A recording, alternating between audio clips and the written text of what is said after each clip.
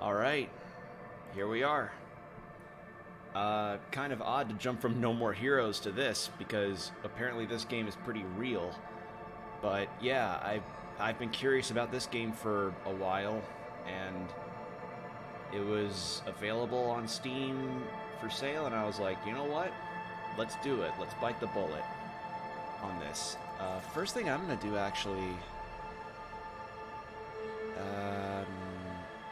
is there like a master volume?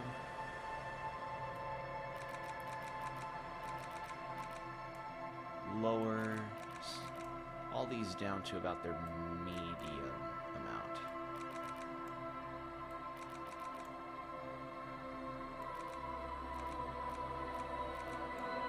Voiceover mode, language, yes.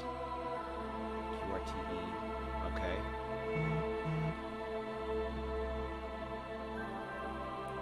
So yeah, this game, according to a lot of streamers, is one of the most well-written video games they've ever played. And I like a nicely well-written story. I'm a fan of The Witcher, and granted, that's not really too much of a, it doesn't necessarily mean a whole lot, I guess. I don't know. But I hear this game's really, really, really, really good. So I'm wanting to give this a try. Can I please go back to the title screen? Alright. Well, yeah. And according to some, apparently this Final Cut version that's now available on all platforms, which, well, not all, but it's available on the Switch, which is weird, but it's what you get, I suppose. And this game apparently didn't have voiceovers, which came with the Final Cut version, so it would make sense as to why the game would be like a weird thing to be like, hey, take our word for it, guys. Disco Elysium is really good. So I guess it would be nice to not have to read so much. But yeah, I wanted to play this game for a while, and it looked really cool, and looked really interesting, and it's definitely a different thing than what I've normally played. So, yeah, let's give this a try. Now, if there's anything that I learned is that the character creator is really, really deep. So, I'm gonna create my own. And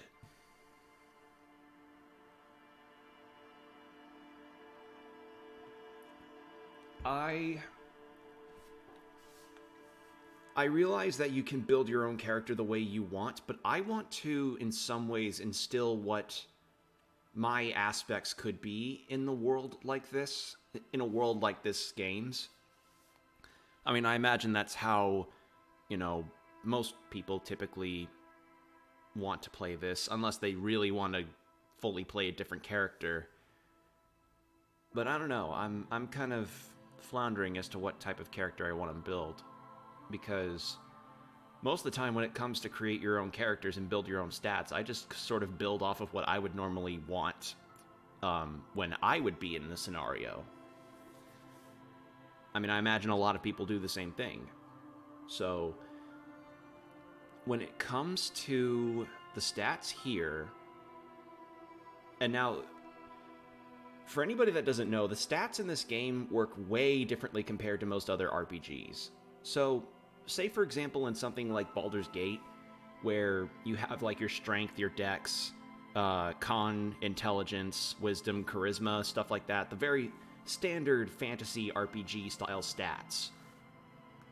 This game has stats that are built more around psychological aspects, I guess, each of which apparently have their own form of personality, which is gonna be interesting. Like, there's a stat that's for rhetoric, there's one that's for half-light, which I think is like, honestly, I don't remember exactly what half-light is.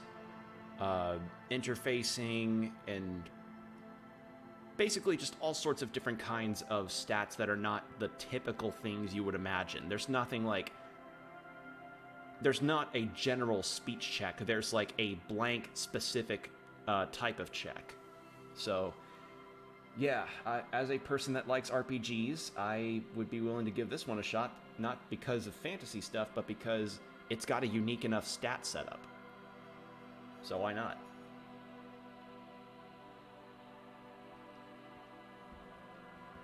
Alright, so, as for my stats, I'm going to start everything off at 1, and sort of array this how I would want to go. So, psyche, how emotionally intelligent. Intellect, how smart you are. Physique, how strong. Motorics, how agile, like your senses around you. I think definitely have a good sense of psych. Probably, yeah, a 4. A 4, I'd say, is good. Because emotional intelligence is pretty necessary, I imagine, so that you can at least understand both sides. And I guess that also feeds a bit into intellect. I wouldn't say I'm the smartest person in the world, but I mean, I can get decent grades. I remember things all right. Sometimes things elude me, but that's just probably because I have a I have a very selective memory on occasion. Physique. Yeah.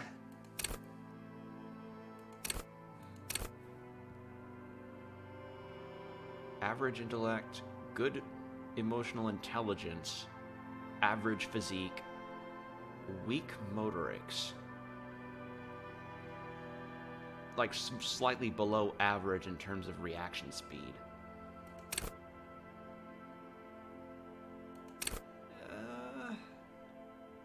I don't know, would this actually work?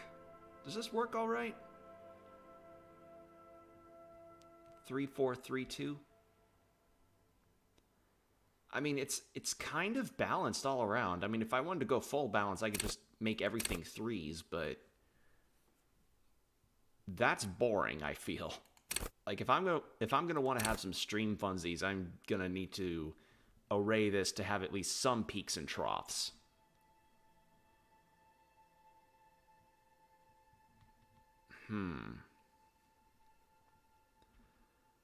Motorics, psych.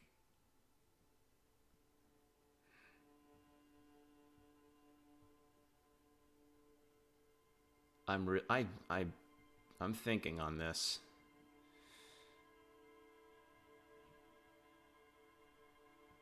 Yeah, because you do not have many stats to array. This is not like D&D where you can have a standard array that lets you bump a stat up to 18. No, the max you can get up to is 6 from what I see, and you can't make everything a 6. As I said, peaks and troughs. You can't make a character that's good at everything. Average. I think this. Yeah, quick and relatively quick, relatively smart, and aware of your situations and people and the people around you. Yeah. Yeah, I think this will work.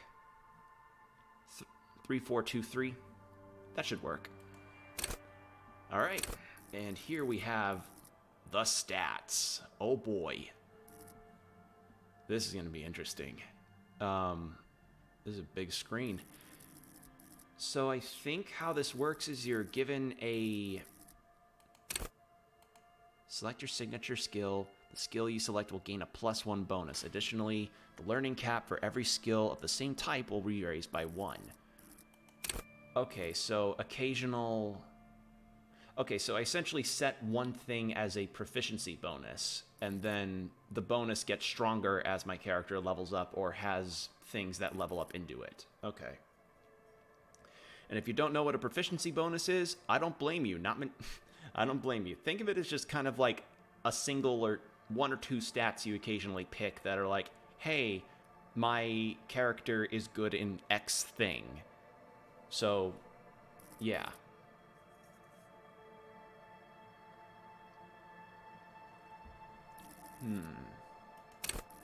Where do I find... Oh, that's info. So, logic. Cool for analysis, pure rationalists, obviously logicians. Logicians? Is that how you say that? Logic urges you to analyze the living daylights out of the case. It enables you to piece evidence together, detect inconsistencies in statements, and impress everyone with your astonishing conclusions. It is the bread and butter of many a detective. At high levels, logic will be able to solve even the most complicated puzzle. You will be very proud and thus susceptible to intellectual flattery, for those blinded by their own brilliance often miss important clues. With low levels of logic, you're going to have a hard time solving even the simplest puzzle. Even if you find the pieces, good luck putting them together. So yeah, each of these stats has their own description, and from what I've heard, they even have their own character, so to speak. So it's like having 24 party members in your head at all times, which is pretty interesting.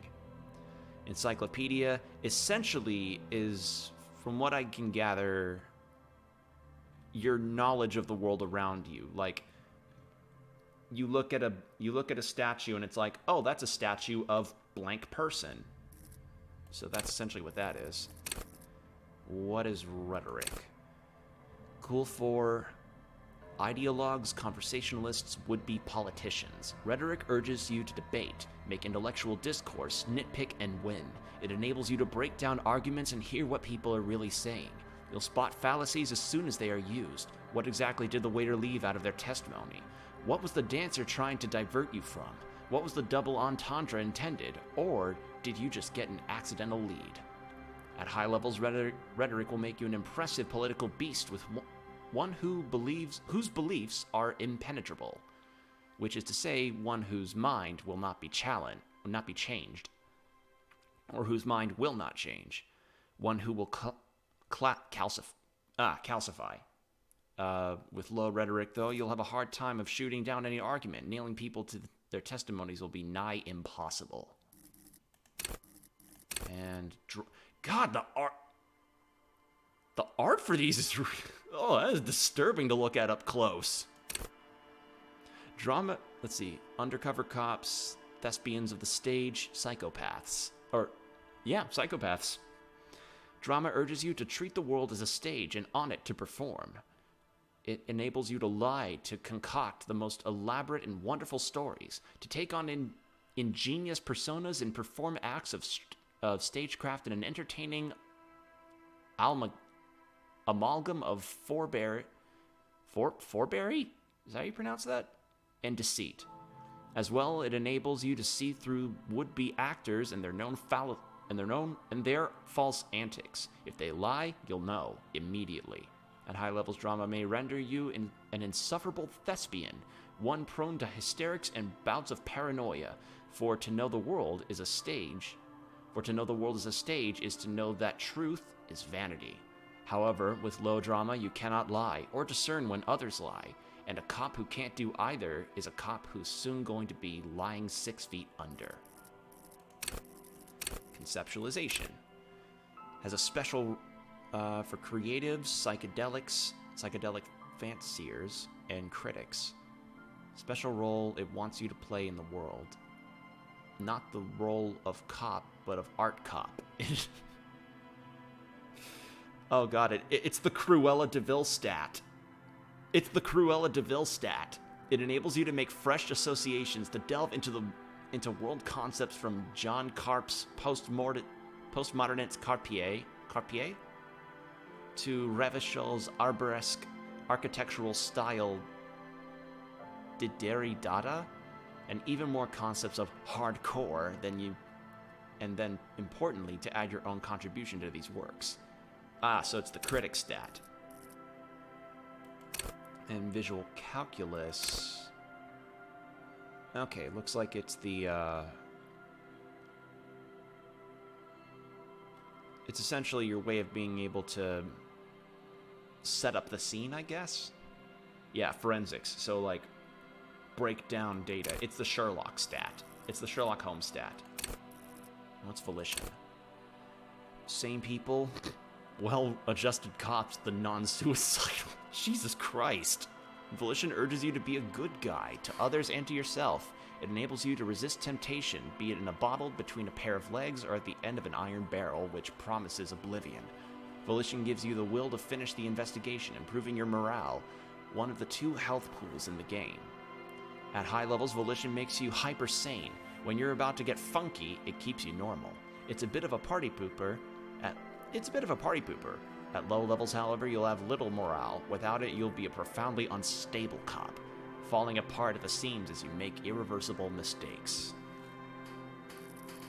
So that's the that's the common decency stat. Okay, so I've heard Inland Empire described as the Dale Cooper stat, and as a fan of Twin Peaks, like, that sounds cool, but I have no idea what that actually means. Dreamers, paranatural investigators, paranatural? That's a word?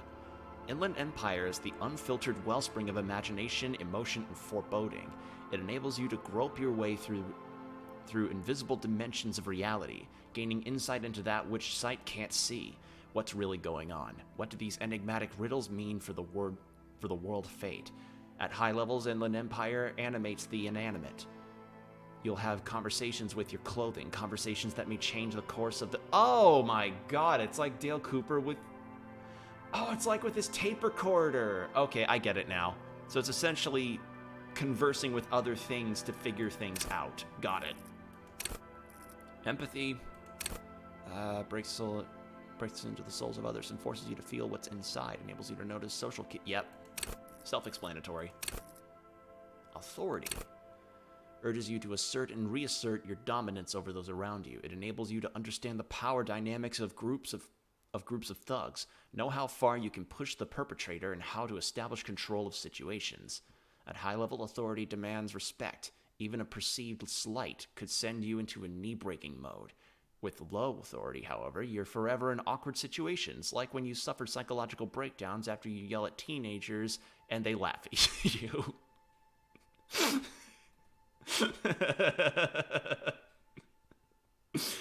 That's a funny image.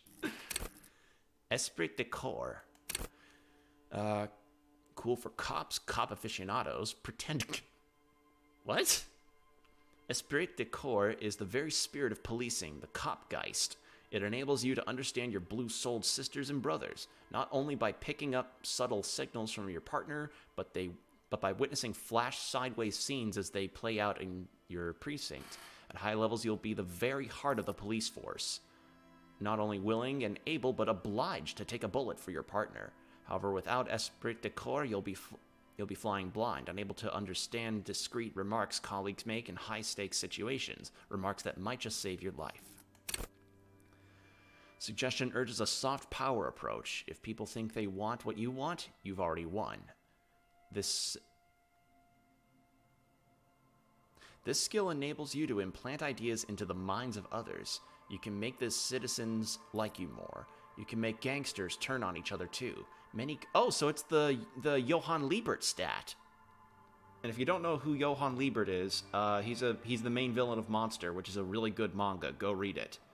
And the anime's good too, but sadly Viz Media has not yet released any DVDs for it because it's stuck in licensing limbo. Okay, so it's essentially, yeah, it's the Johann Liebert stat. Okay. A lot of these will be pretty self-explanatory. Some I'm probably going to need to read the info on. Endurance, so essentially that's how good your health pool is, right? Endurance is your metabolism and circulatory system. It improves your health. Pain threshold. Shrug off the pain, they'll have to hurt you more. Ignores damage so you can push on. Okay, yep. It's essentially how much your adrenaline can be able to make you not recognize how much pain you're in. Flex powerful muscles. Flex powerful muscles. Enjoy healthy organs. Yeah, physical instrument is not only your muscles and your skeleton, it's your ability to use them efficiently. It enables you to do push-ups, sit-ups, knockout punches, and 360-degree spin kicks. It's a one-size-fits-all situation to thriving and surviving in a physical world. At high levels, physical instrument breaks doors, chains, and bones, and it makes you laugh at the namby-pansies who can't. You'll be manned up, encouraging others to curl iron until they're manned up too. At low levels, however, you'll have a... Okay, so it's the Top Gun stat. Or maybe Roadhouse. Electrochemistry is the animal within you, the beast longing to be unleashed to indulge and enjoy. It enables you to take drugs with fewer negative side effects. It also enables you to better investigate lurid matters. If you need to understand a chemical breakdown or talk to someone blasted out of their mind or understand sexual dynamics, electrochemistry is there to guide you. At high levels, electrochemistry makes you a man of unrestrained pleasure. Okay, so it's like the guy that starts off the plot of Hellraiser. And shivers. Shivers come when temperature drops and you become more keenly aware of your surroundings. It enables you to hear the city itself, to truly belong to the streets. It is a supranatural ability. Supranatural? Huh? Old wrongs play out in present time. Scenes across the city happen in front of you, but who is speaking to you? At high levels, shivers may make you seem mad to the outside world as you listen to the city. You don't listen to others. Your superiors may begin to worry. With a low shivers, though, you will seldom hear the city speaking to you, and if you ever cannot hear it, how can you ever save it? So it's essentially being able to see the history of everything in the environment? Huh. Half-Light. High-strung investigators shoot out as... Oh, no.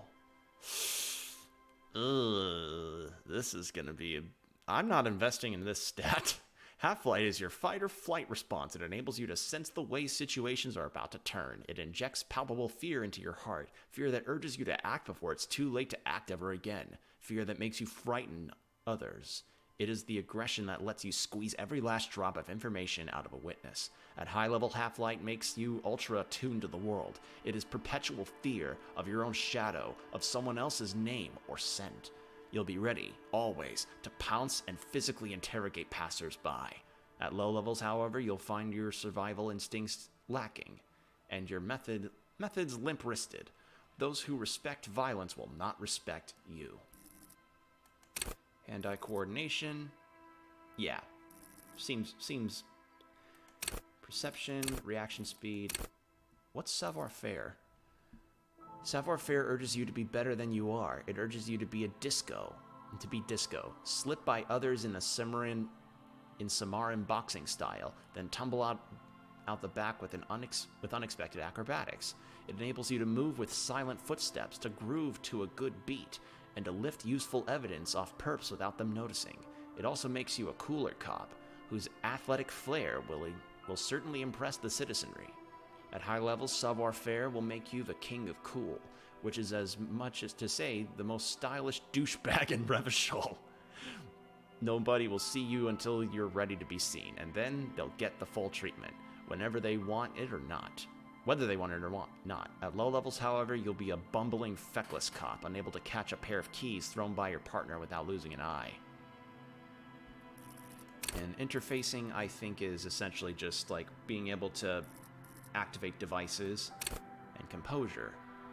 Composure wants you not to crack, or at least it wants you not to crack in front of other people. It enables you to put up a strong front.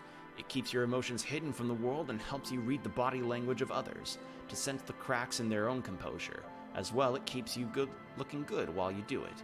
You'll rock that disco outfit a lot more if you don't slouch. At high levels, composure makes you tuck your gut in and maintain a stern expression. Even lying in bed late at night when no one else can see you, you'll have to keep it up. You'll never be able to stop. With low composure, though, you'll always be the first to crack. Every cop's got a point when all that fear and rage comes spilling out, and the ones who unleash it don't stay on the force much longer. Perhaps worse still, you won't even make the ranks of fashion police. Okay. I don't know how many I can set as my... I think I can only set one as my signature. So... Oh wait, no, I can set 3. So which one do I want to set up?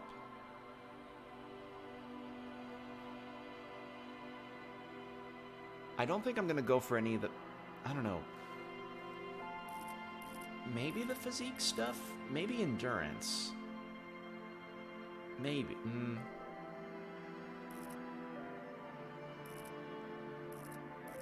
I think I'm gonna definitely want something from Motorix. Probably savoir-faire. Yeah, I think I'm definitely gonna go with savoir-faire as one of my stats.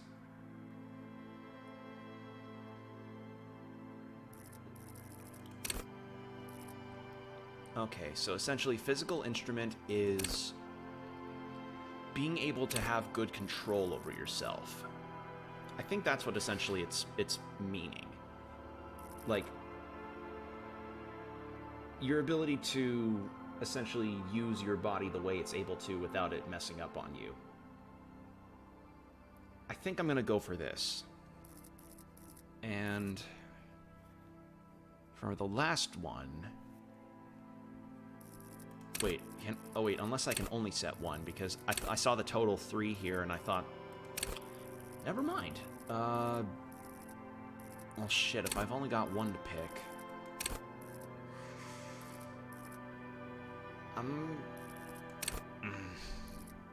Play the actor... See art in the world...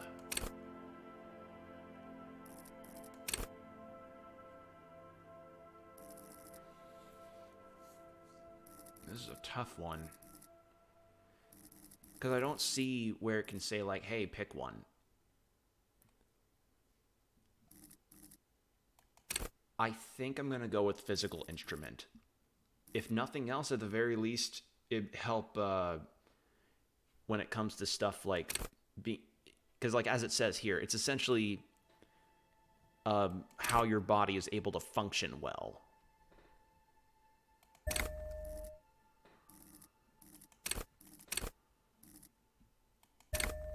Yep, I've only got one. All right. Here we go.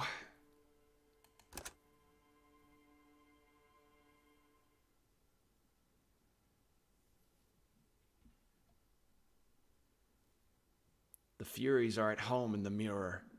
It is their address, even the clearest waters, if deep enough, can drown. There is nothing. Only warm, primordial blackness.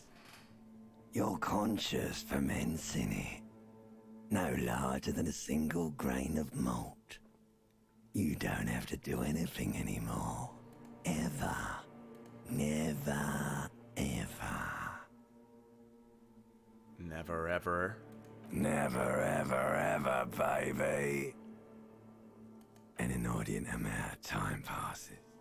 It is utterly void of struggle. No ex-wives are contained within it. This is great. Give me some more. What was that about X something?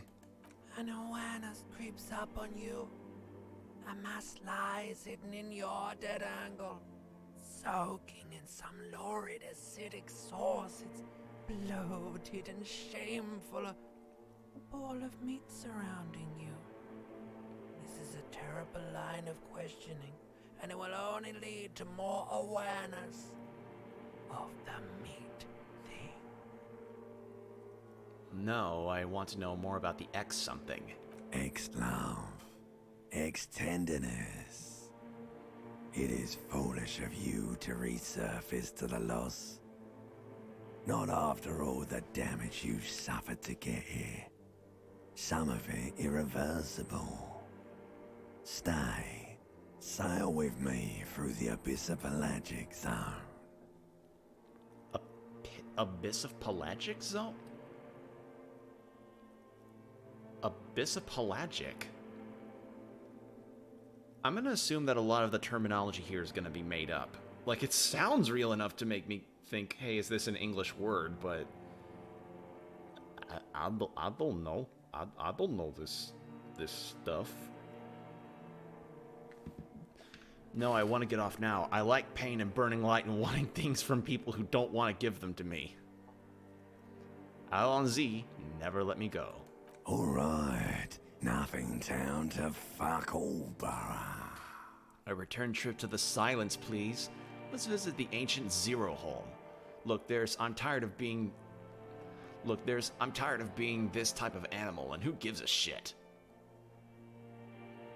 Not you.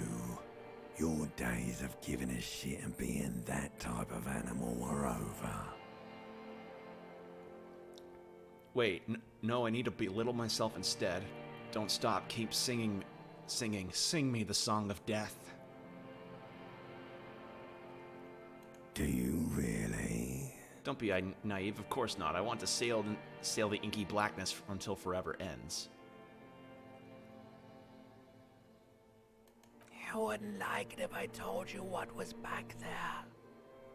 Why'd you think you had to bludgeon yourself into oblivion? Or did you not sense yourself marinating? Poured so much on yourself, got a bit carried away, did we, Chef? Fear and apprehension. You should ask what's out there first. And there's our first check. Yeah, because apparently how this works is that a lot of the checks in the game are automatic. Any of the larger ones that actually perform actions in dialogue are going to be ones that you actively roll, but there's going to be a bunch of, like, smaller ones that will be automatically rolled for. Because it'd be dumb to have to roll for every single action you take in the game, or for every single bit of dialogue that your personalities can talk to. Wait, I did this to myself? Yes, your one disco mother. A what? Tell me, what's waiting for me? I don't care. I'm an idiot. A brave idiot. There's this giant ball there. And evil apes. And the evil apes are juking it out on the ball. You're one of them.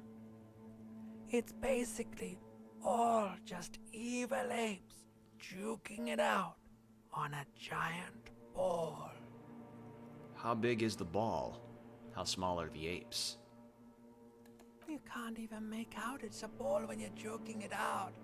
It's that large.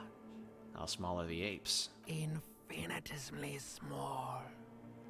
And this duking it out, I keep hearing about. What's that? Vying for resources. It's just a stupid expression you picked up somewhere. The part of the presentation you want to take home with you is this.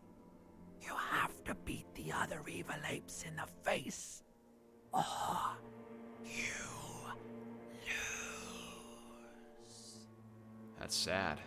Yes, it is. And you drowned in that sadness a long time ago. What do you mean drowned? You lost.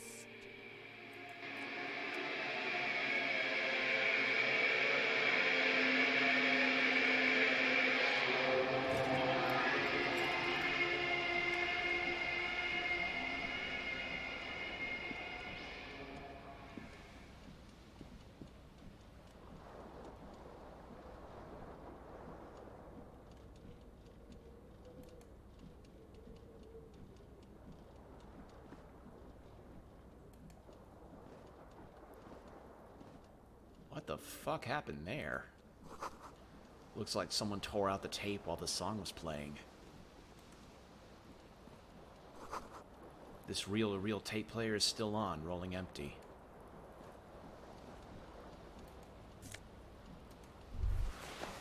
Flare-cut trousers. Ah, so that's highlighting. Okay, so those are all the things I can interact with. Got it. Oh, I put them on already. Go me. This magnum-sized bottle of Commodore Red is empty.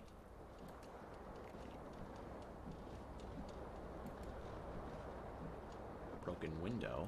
The window stands broken in its frame. Cold wind blows in. Assess the damage. The shards face outward. Whatever broke this window came from the inside. Did I break it with my own hands? A fine web of scarring covers the back of your right hand, but none of it is recent. What did this then? More likely a projectile than a held object. There are no fragments on the floor. Interesting. From pulling Yeah. a teeth in after impact. Yeah, this is like this is what happens whenever you're done with the with the anime convention raves. You wake up in a trashed hotel room with like with nightcore music blaring as your hangover stings you. See, now that'd be a really funny image if like an anime mod was made for this and it's like nightcore music blasting. That'd be funny. Also, hey Combo, how you doing? I just made the character and now I'm doing stuff. Assess the size of the impact. It is too large for a bullet, yet too small for a piece of furniture. You're looking for something heavy and larger than your fist. Like the green shoe that's on the hat rack in the corner, which, coincidentally, is missing its friend. Congratulations, you smashed the window with your own shoe. Now you only have one. If you're lucky, you can still find the other on the balcony outside. The door to it should be outside your room. Oh, dude, that's a really pretty picture. Combo sent me a picture on Twitter.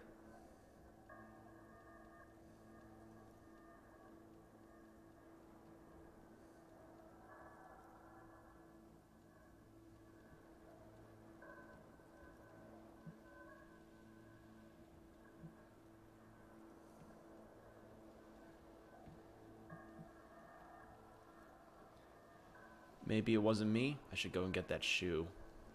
A cool wind gushes in. Your toes Doing curl good, up from the cold. You're currently there? Well, hopefully you're enjoying your little vacay. Let's go get that shoe.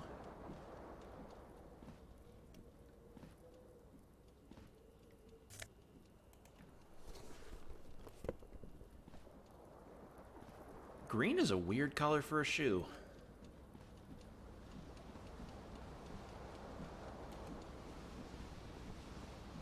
This fan has two chain pull switches.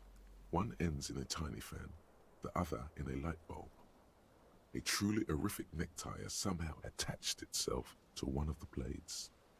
What kind of game is this? An RPG point-and-click adventure, and I realize that is a very different game compared to No More Heroes 3 when I played that, but I hear this game is very well written. Like, to some, one of the best written video games they've ever played. So, why not jump outside of my comfort zone in terms of genre? Or has it been consigned there as punishment? You feel as though this creature is your friend and wants to reattach itself to your neck so that you may continue your adventures together in this strange world. I'm gonna leave this be. Alright. Seen the windows, seen the tapes. What's the bathtub situation like? Yeah, so essentially I fear and loathing Las Vegas to my room. You see bottles in the bathtub, wine, beer, and sweet liqueurs. You hear a jingle. Keys are clinking in the pocket of your flare-cut pants.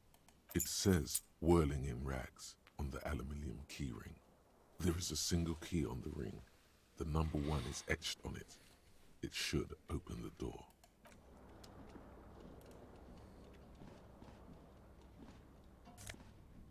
Take the shirt. And now let's see if we can get the tie.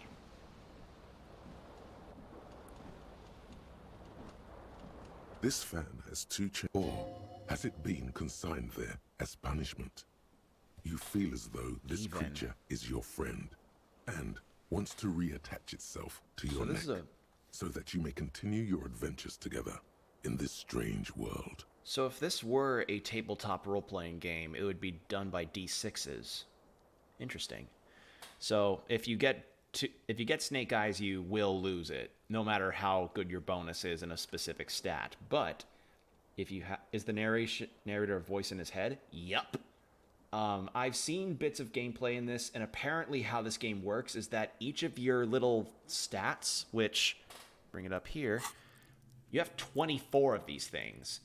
Each of these things can factor into any conversation with almost any NPC in the game, and each of them can voice their concerns in a given situation. So it's essentially, as I said earlier, during the character creation, like having 24 party members in your head at all times. So think of it as kind of like you're having conversations with these entities in your mind. Like you're not your own person. You're arguing, well, these are not an aspect of you. They're their own creature that you're conversing with and letting them make the decisions. Essentially, it's what happens if... How do I put this? Have you seen Inside Out? If you've seen Inside Out, imagine if Riley could talk to the emotions in her head. That's essentially what this is like. So, there you go. That's the best explanation I could give. If Riley in Inside Out could talk to the emotions in her brain. That's essentially what having the stats here is like. And here I can do a savoir-faire check. Can I grab the tie? You reach out to grab the tie. But what's this? Diffuse, radiating chest pain. Doom comes over you. Grab your chest. This is bad. Feels like sharp stones grinding in your chest and keeping you from moving. For quite a long time. Still ongoing. Now is a good time to start worrying. Finally, the pressure recedes. You find yourself covered in cold sweat and trying not to move, hoping it will keep you from dying. That's a good analogy. Well, I'm glad I was able to explain it all right. The blades come squeaking to a halt. It should be easier to reach the tie now. And since I've lowered the difficulty, so to speak, the DC probably isn't going to be high. You swoop up and catch the tie. Snap. It's released from the blade. Warning, warning, the necktie is no longer contained.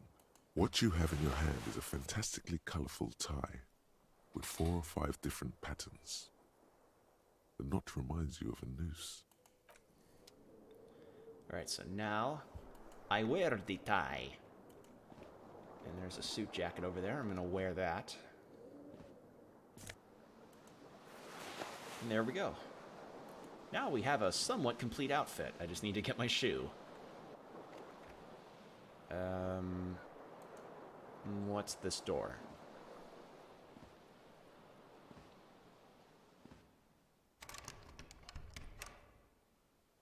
Probably locked. A mirror hangs above a bent and broken sink. In a fierce discharge of masculine energy, someone has ripped half the faucet off. Yeah, this place is fucking trashed with a capital T-R, ashed. Hot water sprays from the base and steam covers the mirror. You cannot see yourself, just the outline of a man. Suddenly, you realize you have no memory of the face that awaits you there, underneath the soft vapor. Really? Nothing? Really? All recollection of the person you are, the people in your life, and even the world you're in has drowned in a sea of blood alcohol. This was no mere night of drinking. It was a deluge of world-ending proportions. Yeah, so essentially the premise is you're somebody who wiped their entire world from their mind. You cannot remember yourself or anybody around you because you had you probably had 1,000 too many. As you Wipe the slowly mirror. reach your hand towards the surface of the mirror. Abort. You clearly have not thought this through. You won't like what you see there, and you will never unbecome it. Maybe I should touch it first, make sure there's nothing wrong with my face.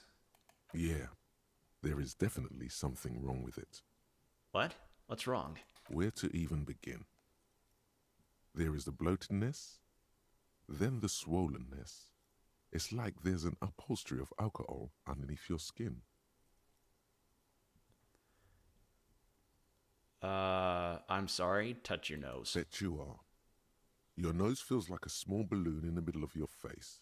It hurts when you honk it. It doesn't appear to be a particularly tiny nose either. Not with all the drinks it's absorbed for you. Oh boy. Windows just mentioned an upgrade to Windows 11. Oh, that's bad. That's bad combo. I don't know if you unless you were meaning a joke. By the by, if you didn't get the joke in the title, I'm making a Sum 41 Walking Disaster reference because that was one of their songs. Like, I don't know why that was the first song that came to my head when I thought of this game, but it's just what popped up. At least my tongue is okay. It's not. It's swollen and snail-like, wriggling between your fingers. Wipe the mirror now. You have no idea who this thing is, do you? Oh, God. Dear Lord, help me, what is this? Of course I do. It is some kind of superstar. I think I'm a superstar. This is the face of a late-stage alcoholic. Too late. You clearly have rigor mortis on your face. Oh, wait. Is that an expression? Are you trying to make an expression with that face? Why? I have no idea why it's here. It just is. Please stop. It's horrible. You're scaring yourself. Okay. Oh my God. You can't stop. It's like it's not even voluntary anymore. You have worn that grin into your face and now it won't come off. So essentially, if you would have died, that's the expression that would have been on your face. What does it even mean? What is the emotion you're trying to convey? Superstardom. God, I don't know. It's indescribable. I think it's supposed to look suggestive. I'm afraid it's meant for the ladies. It's insinuating that I'm vaguely sympathetic. I think I'm sort of pulling it off too, in a sad has-been kind of way. There's some charm to it. It's an expression of pain.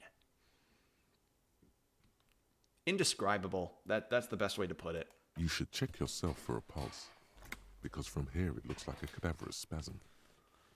I don't need to. I almost died trying to get that tie, but I heard my heart beat.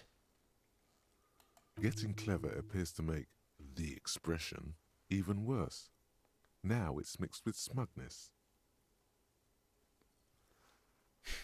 Oh, God. So now I have two checks I can make. Encyclopedia. Dig deep into your mind to locate the source of the expression and attempt to stop the expression from happening. So yeah, these are not good. I'm gonna do this because I have a better chance with a 17. Like the rest of you. Yeah, I didn't think so. It comes from a bad place, somewhere in the past. That's all you know for now. If I make this 3%, I might end up trying to find a shiny Pokemon later. It's too late. Yeah, I didn't think so. Like an image on film. The expression belongs to your primary motor cortex. Wait, what it did will take a minor neurological miracle for you to cease producing it. Okay, so my electrochemistry was 3. All right, so the dice rolled up to an 8 and plus a 3. How bad was the encyclopedia? Oh no, that was a bad roll. That was a really bad roll. This one was okay. This one was bad. Like that, it says it there, critical failure. Let the mirror be for now. God damn. All right, I don't think there's anything else in the room that I can check out. Check the door, check the mirror, got my clothes. Yeah, let's head out. You're fighting a smile? Yeah. Like, it's a smile that is so powerful, you literally can't stop it.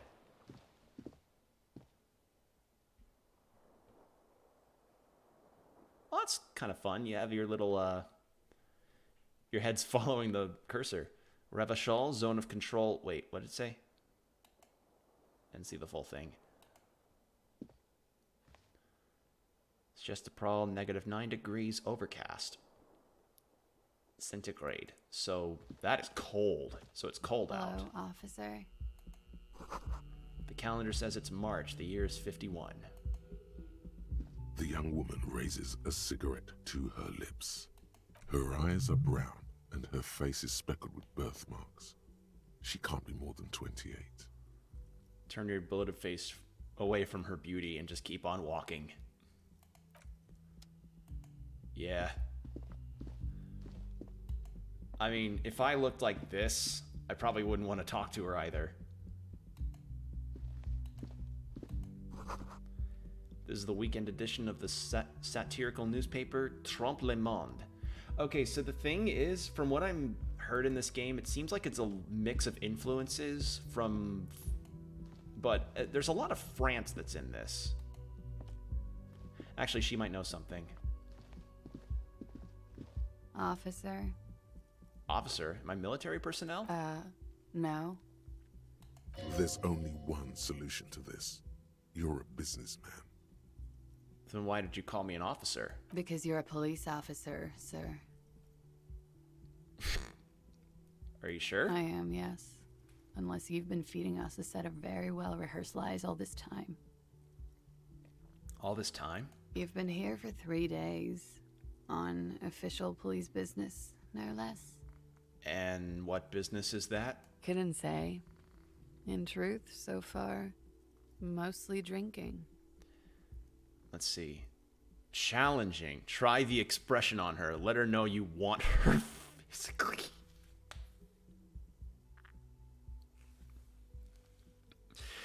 Why don't I remember being a cop or anything else? Who in their right mind would let me be an officer of the law?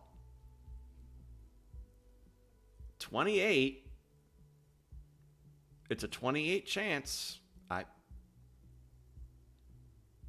What do you think? Should I do it? Oh god, I don't think I should. It'd be funny, but yeah. Don't be so harsh on yourself. They let almost anyone be a police officer. A glib remark. Don't let it stand. Assert yourself. Better let it go. Say nothing. Retreat is not a winning tactic. Fuck you, authority. Fuck it, I'm gonna try it. Try this. Come on. Why are you still doing this? How did I manage to... Wow, I somehow managed to do it. Lucky me.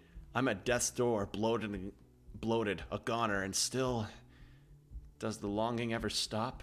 Alcohol raises testosterone levels, especially in men.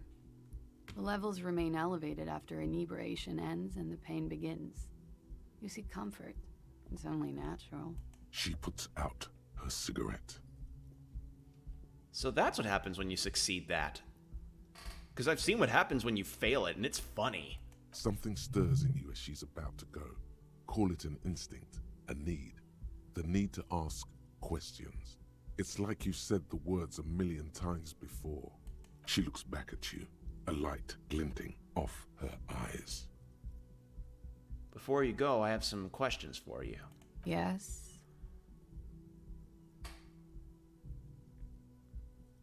Your room is almost next to mine. Did you hear anything last night? There was the usual ruckus. Loud disco music. Did I have any visitors? I couldn't say. It's impossible to hear people speaking from over here. She nods towards room 3. Loud disco music? Oh, yes. Various artists. Ostentatious orchestration prime among them. She raises an eyebrow, waiting for the name to connect with you. Oh, were huge where I come from.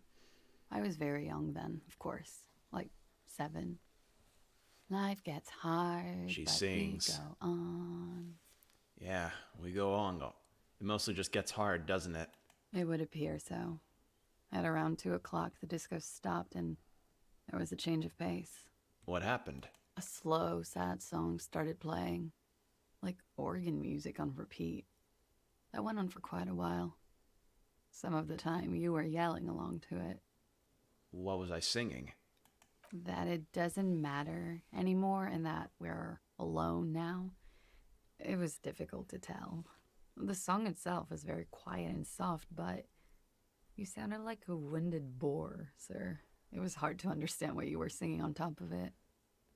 When you say wounded, do you mean that in a cool way, like a wild beast? I kind of want to ask that. Yes. It was very cool. Oh, I like that. Wait a second. Did the name change once I asked about the band? Ah, damn it, I can't tell. Ah. Then you started screaming and trashed the place. That's so me. What did I do?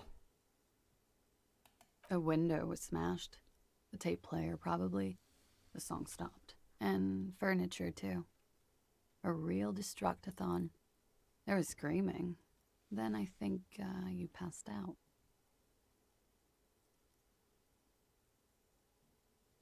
Please tell me there wasn't anything else. There was.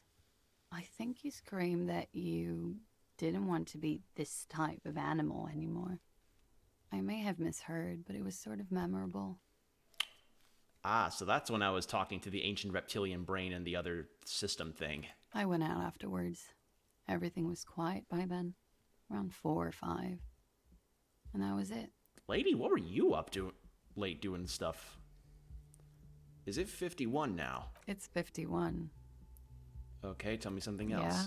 Those words, tell me something else, feel like something you've said innumerable times before. Your mouth is the very shape of them. What is this place? Where am I? You're in a hostel, sir. No, where are we? Where in the world? We are in Revachol. Revachol is the disgraced former capital of the world, divided into zones of control under foreign occupation. Half a century after a failed world revolution, she is central to our moment in time. Should that mean something to me? Revachol forever. How about you tell me something else instead? You sure look like you're from Revachol. Revachol parties. Okay, you can go now. Glad to have been of assistance. Okay, so I've seen what happens when you fail trying the expression on her. And it leads to you saying, I want to have fuck with you, and she laughs at you. So, it's pretty funny. Alright, what is this one? Let's try knocking this door. No? Okay. Looks like she left a nice long stub in the ashtray. It's still smoking. Where is the save button? Where's the save? Is it shift? No.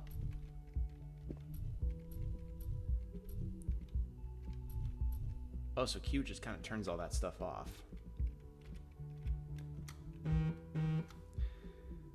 Damn it, Pokemon Go, I don't care about my notifications right now. Oh, so there is, like... Okay, well, I prefer the mouse controls. Ah! So it's escape. Got it.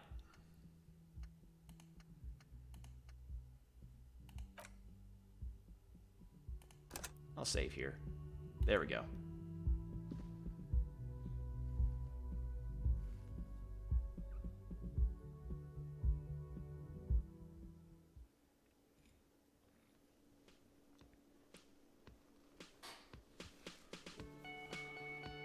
All right.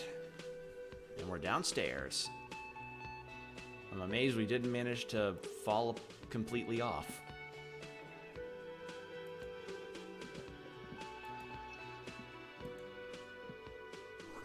A big old karaoke mic just waiting for someone to sing into it. This is where the lyrics would be.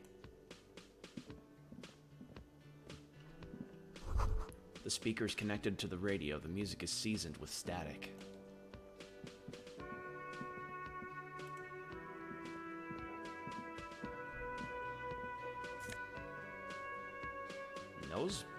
Nose a fed. I don't want to just take it. This is a water cooler. A large bubble is rising to the surface. The menu has been wiped clean. Only the word Monday is written on it.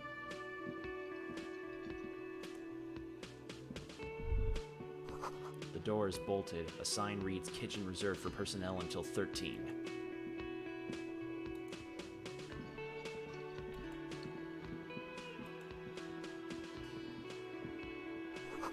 Summer door closed for the winter. Okay, so it's winter at this time.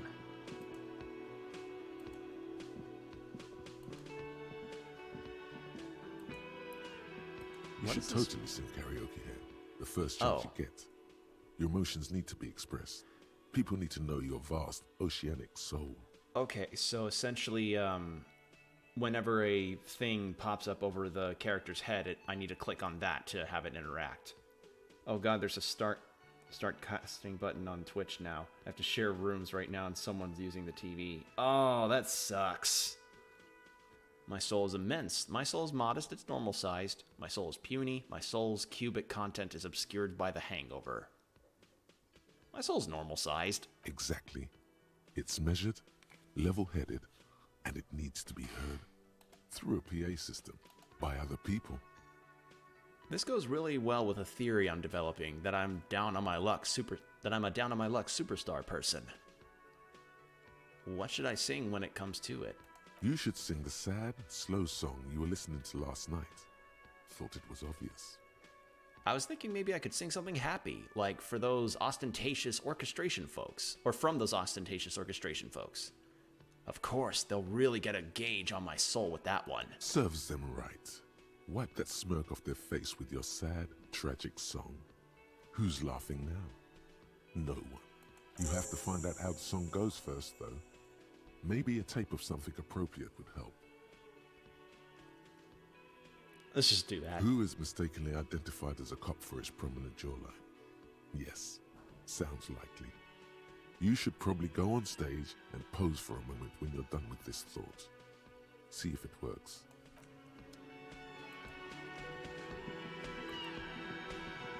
A man in his late 20s stands behind the counter, inspecting a stuffed seabird. As you approach, he gives you a sideways glance, then looks down again. That was disdain in his eyes. Even now he is purposely ignoring you. Looks like he's not a fan. A competent work of taxidermy. The white and brown seabird lies among piles of coasters and drying mugs. One of its wings broken. The man is trying to mend it. Looks like the bird was ripped off the shield that was used to mount it. Most likely on a wall. Me thinks it might have been from my hotel room. Something about it makes you feel bitter. What happened to the bird? Look, your buddy is over there.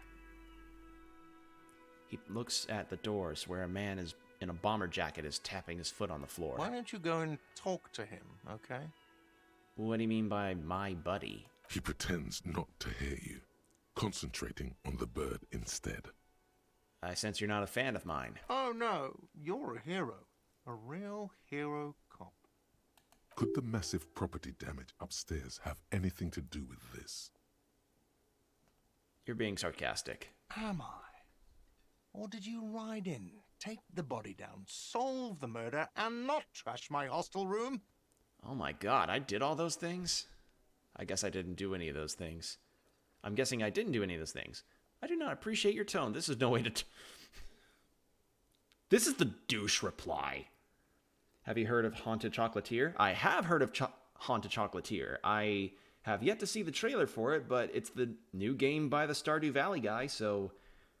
Cool, he's making a new game. Don't know when it'll be out, but I'm definitely going to check out that trailer. And also, judging from the descriptions that he's put out in interviews, it sounds like it's kind of a lot like Moonlighter. And I don't mean that in a bad way. No, you see, actually, you didn't. You haven't done anything even remotely useful since you got here. What have I been doing then? Have you seen me around? No, I haven't seen you around. I'm not always here. Oh no. Could the massive property damage upstairs have anything to do with... Am I? Or did you... You're right, you didn't. And it's only taken you 3 days not to. What have I been doing all that time? Have you seen me around? No, I haven't seen you around. I'm not always here. He looks down again and keeps plucking at the bird.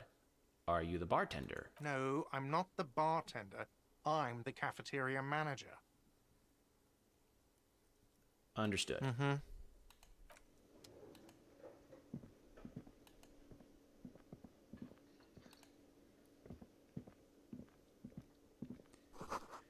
A sign reads, Mess Hall reserved for Union members. Doors open 16.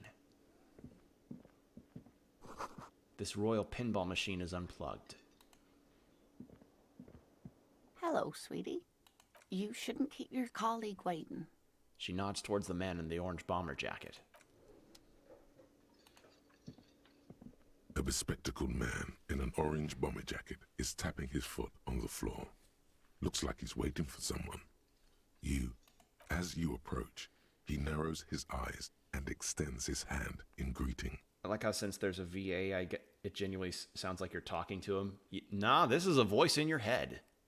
If an assault were launched on this building right now, if the windows came crashing down and the whole world descended upon you, this man would hurl himself in death's way to save you. You are sure of this, but why? Hold on, who is he to me? He is your half-brother.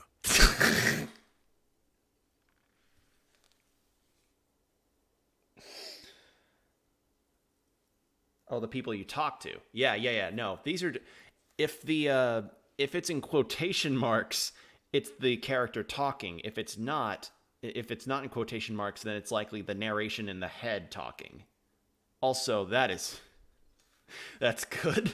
He's your half-brother. Hello. I'm Kim Kitsuragi, Lieutenant, Precinct 57. You must be from the 41st. His grip is firm. You realize he's waiting for your name. This is your chance to come up with a really good name for yourself. Get creative. Conceptualize. Invent a name for yourself. I mean, it's not bad. It's not bad. I could do it.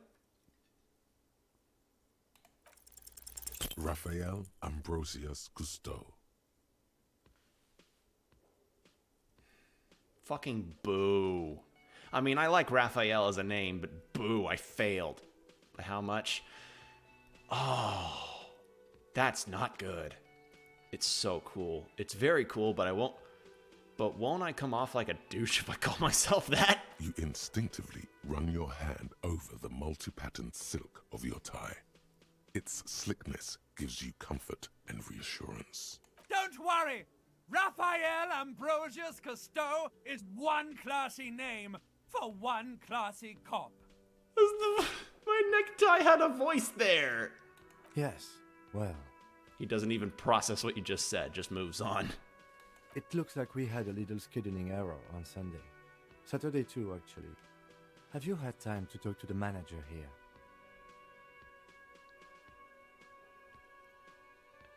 You mean him? Nod towards the cafeteria manager. Yeah, just talk to him. If you don't mind, we should talk to him again. Ask him for a rundown of the area. Now that I'm here as well. I understand the scene is out back, right? It also wouldn't hurt to assure him the police are finally here. In full force, I mean. Have you mapped out the initial interviews? I haven't. Okay, we'll have time for that after we take a look at the coroner's case. Have you removed the dead body from the tree? Dead body? Mm-hmm. Look, man, yeah. Does that mean the body is no longer in the tree? No. So, the body is still in the tree. This is the first time you detect a weariness in the lieutenant's voice. It is obvious he would have preferred for the body to no longer be in the tree. Where it has been hanging for 7 days straight. We should go there as soon as we are done talking to the owner. What if I told you I'm not really a police officer? Nah. But I can't remember anything. I can see you drank last night and the night before, and that you are still drunk now. But I have seen officers go through worse. Much worse. If you need something for your headache, there is a general store nearby. But as I say, this is an the dead RPG? body should be our #1 concern. What did you send me?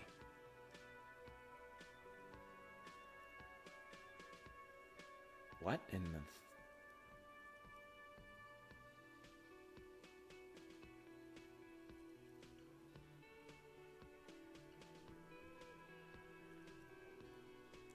That looks weird. That is a weird one. Huh. That is a weird looking RPG. If it is one. How can you be sure I'm from the police? I was sent here to meet a detective from Precinct 41. You have the insignia of the Citizens Militia on your sleeve and on your back. He points to your jacket. I suppose you could be impersonating him. You could have gotten the insignia from the black market or forged it. But for now, I'm going to set those possibilities aside. I'm not from the Inspectorate General. You said insignia, these white triangles you mean? Yes, But they're just they're just white rectangles. they're not just white rectangles. They bear a halogen watermark with the letters RCM and a pattern resembling the street grid of Ravachol West. It's got that same mysterious weirdness Atomic Hearts trailers had. I don't know what Atomic Hearts is. I would ask you to step into the headlights of my motor carriage, but again, it's none of my concern. I just need you to do your job. But shouldn't I have a badge or something? You mean you don't have a badge? It was not on me when I woke up. Losing your identification card is a serious matter. My vehicle has a shortwave. You can use it to report your badge missing. I would advise you to locate it as quickly as possible. But getting the body down should still take precedence. What were we supposed to do again? Talk to the manager. Then we go out back and take the body down. Russian Bioshock. I don't remember that. After you, officer. Lieutenant Kitsuragi is now in your party. You can talk to him whenever by interacting with him. All right, let's go talk to the manager.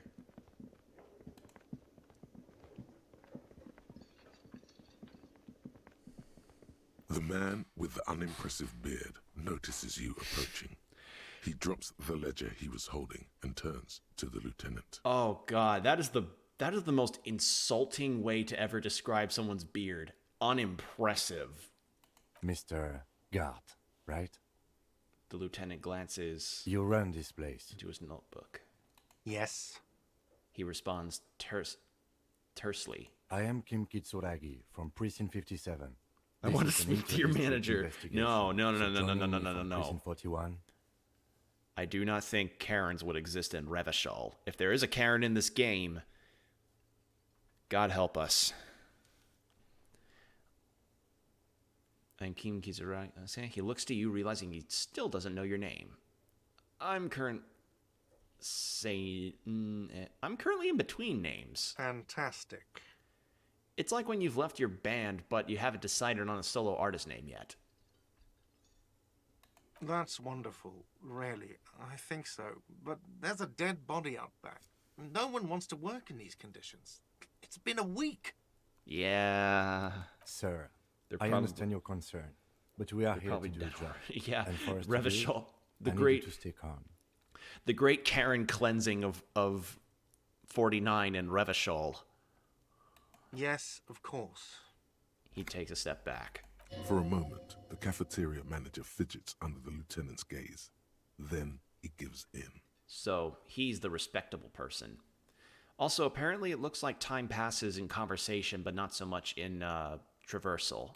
I know it took us a while to arrive at the scene, but it also took you a while to call us. It was you who placed the call, correct? No, I only just got here. It was probably Sylvie who called you. She usually works the bar here. I'm only temporarily taking over her duties. Do you have her number? As a matter of fact, I do. He looks behind a pile of coasters, finds a slip of paper, and hands it to the lieutenant. You said you just got here. From where? Are you a local? What, of Martinez? No, I live in Jamrock. I only sometimes come here to keep an eye on the place. This is just one of the many, many cafeterias I manage. But you still know your way around, yes? In case we need directions. God, imagine having to play this game on stream and read and voice all of this yourself, or just even speak all these lines yourself. You would probably need a constant stream of you would probably need to play this next to a water cooler. Yes, I know where some things are, but as I said, I don't live here. I just used to work here. And I'm not going to start working here again, if that's what you think. I didn't imply that. Detective, Yes. I have everything. You? Oh, you mean do I have questions? Yes, yes. He means, do you have questions for me, like a police officer would? Why did Sylvie go away? She went away because none of your business. Fine. Extra fine. Where exactly is the body? Behind this building, there's a courtyard. They hoisted him up on a tree there. He points to the kitchen behind him. And how do we get there then? That's easy. See that door there? First you exit through that. Then to your right, you should see a big hole in the fence. A really big one. You can get to the courtyard through there. No need for the keys. The hole is big enough for the Franco-Nigerian cavalry to fit through. This guy just sounds like the biggest kind of... This guy sounds like the equivalent of, like, perpetual sarcasm if it had a face. If sarcasm had a face, this would be the face. Does he want you to feel guilty of making that hole? It's implied in his voice. Who I killed don't know him? who killed him. I'm not the police. That's your job. The lieutenant turns the page in the little notebook he's been scribbling in. That's all. Not so fast. You owe me 130 real. No one is saying the multi-pattern necktie you found tied to the ceiling fan can talk. No one. It must be merely imagination. But What? Let's bail! Time to push the eject button! Sounds like a responsibility! You don't like those!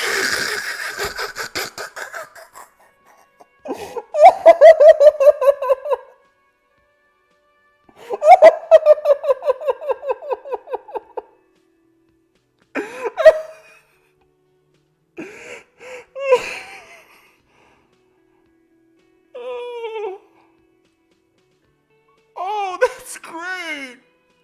Oh, my necktie has its own personality too! I love the Inland Empire stat. This is great. Oh my god, that's amazing. Oh.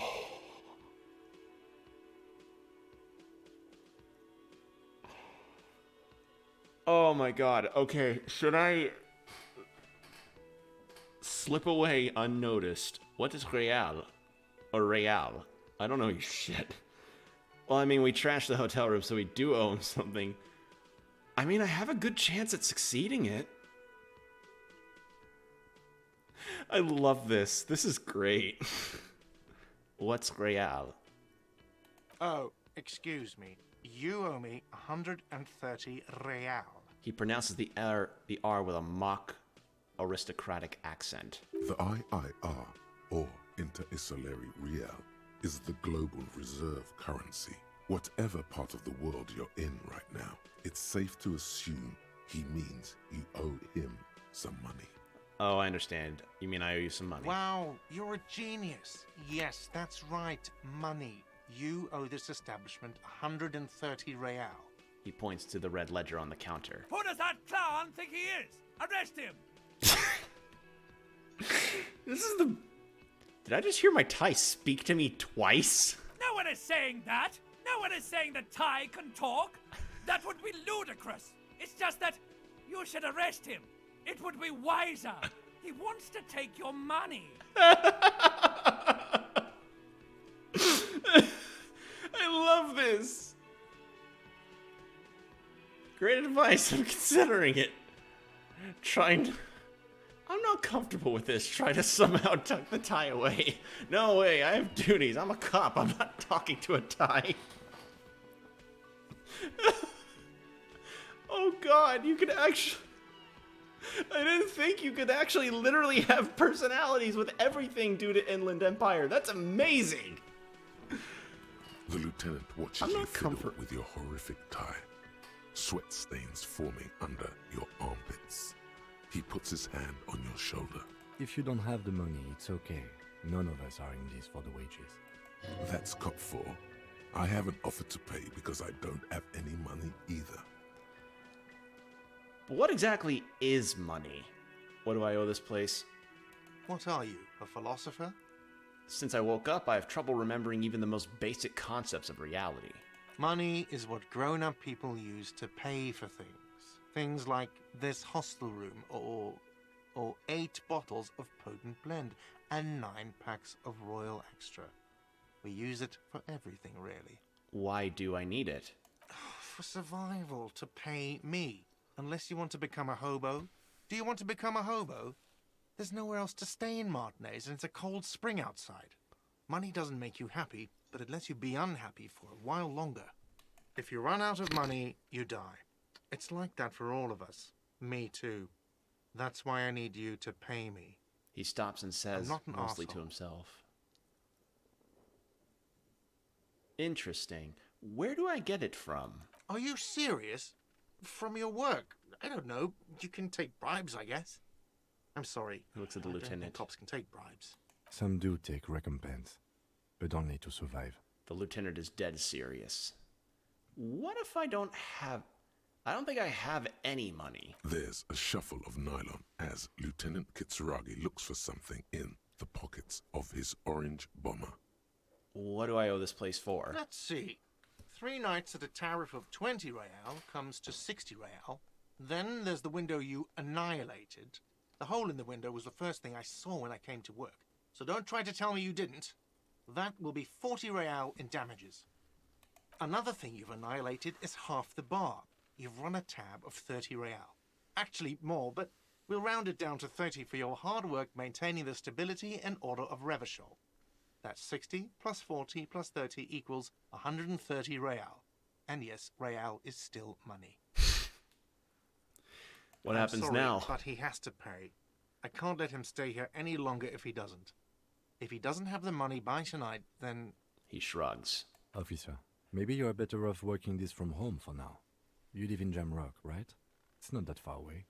Is there somewhere else I can stay around here? I don't have a home. I don't remember where my home is. Fuck this place. I'll take my chances on the streets.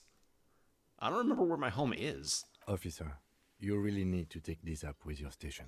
I have a shortwave radio in my car. Call them. Ask for assistance. We have to get this investigation started now. Good luck. By the way, where is home? The address is coming up blank, and this place sure isn't it. Well, it's been fun. I'm going to head to bed. Okay, thanks for dropping by, Combo. Hope you have a good night. But you've been at this hostel cafeteria for only 3 nights. Where were you before? You had to be somewhere. I don't know. Near? South, maybe? Far away? Up on Marvel Hill, there's a plastic tree. Are you here with me? Sorry, I could have gone Melancholy Hill, but it said Marvel. I don't know, near? South, maybe? You don't really know, do you? I don't. Does this mean I'm homeless? I have only a vague, blackened image. South, maybe. Doesn't sound like somewhere you can stay if you run out of money.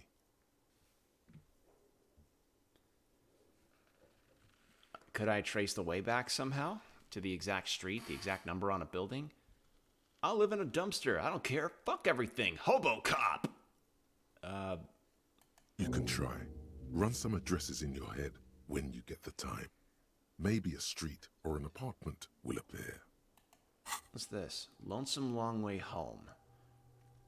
Temporary research bonus. Factual memory returns. Research 6 hours. Let's rewind. Let's retrace your drunken steps back home. Jump across the raised channel bridge southwest of here. Fall over. Get up. Get off the asphalt in 20 minutes. Shuffle your feet through the courtyards, scaring little children. Go under the great raised motor track, the 881, until you reach Les Domaines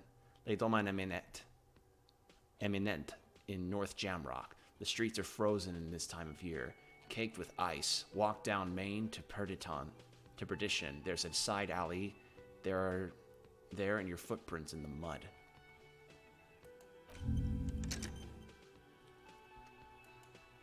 Actually, I think by internalizing this, I activate it, so I shouldn't activate it yet.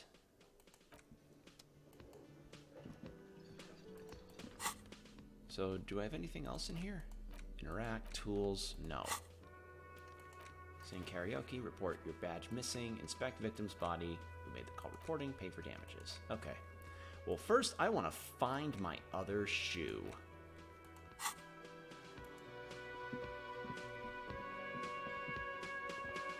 I want to talk to Kim. Yes? Tell me about the case. What do you want to know? Literally anything about it. I can't remember a single thing. Maybe you can tell me what you do know to help me narrow it down a bit. I know literally nothing about it, only what you told me before. Do you want me to brief you? Brief. Yes, that sounds good. 3 days ago, the RCM emergencies desk received a report about a security guard who was found hanged in Martinez. An anonymous caller said there was a dead body behind the Whirling in Rags hostel cafeteria. The cadaver had been there for 4 days. No one had come to investigate. During that time, the victim had been stripped of his belongings. The caller did not identify him, but used the word lynching. There is an ongoing labor dispute between the local dock workers and the logistics company Wild Pines. I was told we should approach the death as part of this dispute. Wait, does the briefing say who the victim was? A security guard or worker of some sort, hired by Wild Pines. This was just hearsay from Martinez, of course. We need to find out the truth. Why didn't we know anything about the caller? They didn't identify themselves in any way. The tone was muffled using a device of some sort. The desk could identify neither the caller's age nor sex. Why hide themselves? There's a strong prejudice against involving the RCM in what's seen as union matters. The dock workers' union is the de facto police in Martinez. Now it appears they've started executing too.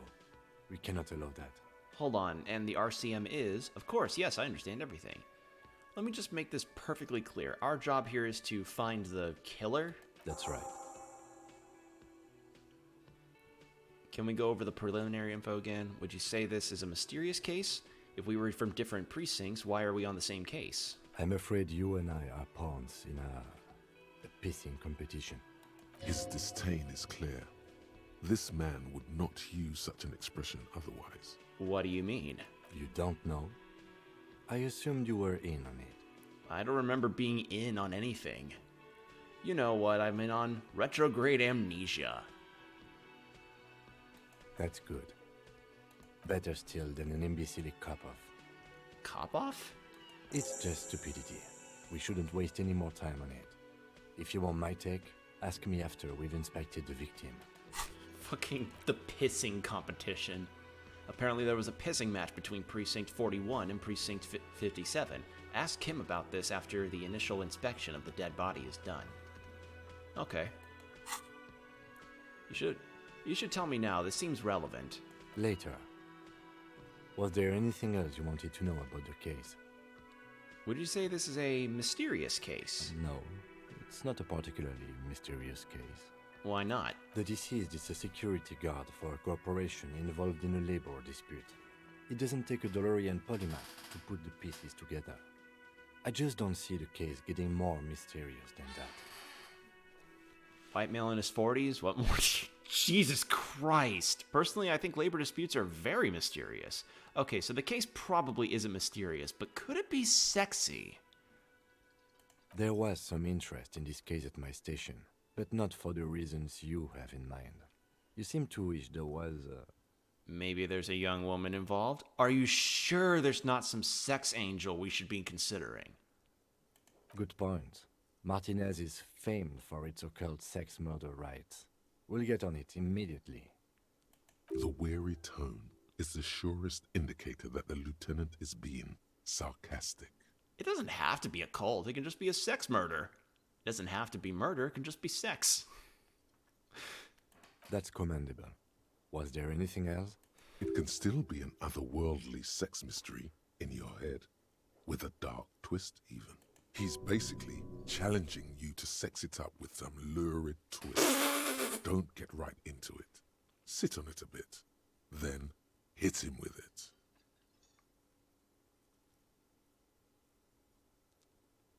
Is he essentially just telling me to Barney Stinson this shit?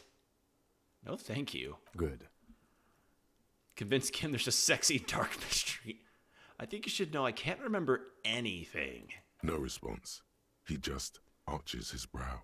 I feel like I must repeat this. I don't remember anything. There was heavy drinking involved. Have you tried concentrating on something other than your personal affairs? There is a sudden, harsh edge to his voice, like he's tired of hearing about your personal affairs. But I'm completely lacking in basic information about even this organization we're in. Can you help me? What's wrong with personal affairs, so what should I concentrate on? Fine. We should get through this day first. Off hours begin at 9 p.m. If you're still having trouble then, I can give you an orientation. I'm afraid this is a medical situation. Really? You look fine to me. I'm talking serious, unbelievable damage here. I saw myself in a mirror and I had no idea who I was. This psychodrama is unbecoming of an officer. It's not psychological. Some sort of major brain damage has occurred on an unprecedented scale. Then you should consider seeking medical attention. You can use the radio in my kinema to call your station's Lazareth. Was there anything else you wanted? I want to talk about you. Me? Yes, you. I don't see how my life is pertinent to the investigation. We'll work better together if we have more report. Come on, Lieutenant, open up a little. You're right, what's the... Lame... Binoclard. Oh, that's bad. Oh, that's a... Ugh, I feel dirty just reading that. If you insist. What do you want to know? Do you ever talk with yourself? What do you mean? You know, when you're thinking, do you ever have conversations with, like, your brain? I have no idea what you're talking about. The lieutenant's conceptualization skills must be rather rudimentary. The lieutenant is a police officer of the old school. His concerns are material and extrinsic. But this isn't an old school case. I get it, you're one of those old school detectives. So how do you know, you're saying your brain never just chimes in with advice or warnings on anything? I can't say that it does, no. When I need to think, I just use my notebook. The lieutenant produces his small blue notebook and idly thumbs through a few pages. That's where his conversations with himself take place. Okay, so essentially your brain is your own notebook in this game. We all have our different mediums. His is written. Tell me a secret about yourself. No. Oh, okay. The lieutenant nods. You don't look like other... I'm not gonna say that. Good. Let's change the subject. Yeah, no thanks on that, goddamn. Like, that was... Some of that was pretty funny. End of the day briefing with Kim. So, gotta meet him at the Whirling in Rags at 22 to essentially have a briefing. Call your station Lazareth. Okay.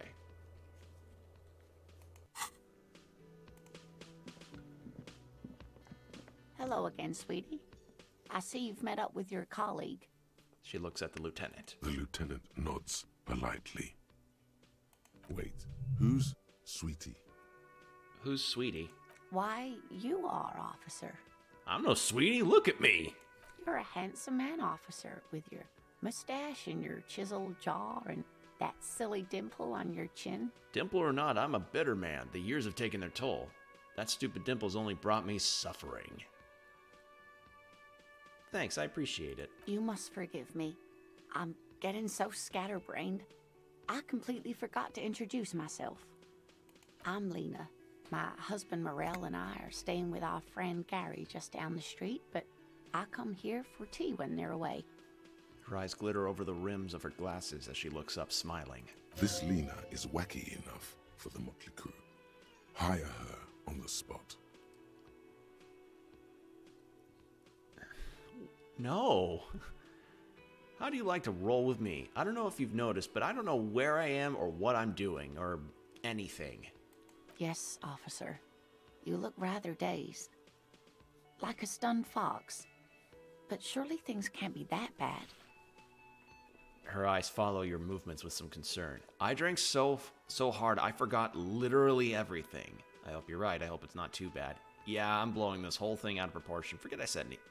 No, forgot literally everything. Oh my. Takes a moment to process. You know where we are, right? Whirling in Rags cafeteria? It was on my keys. We're in Revachol. I don't really know. Some seedy hotel? A war zone at the edge of the world. We're dead, haunting each other. We're ghosts. We're in Revachol. That's right. In a hostel called the Whirling in Rags, to be precise.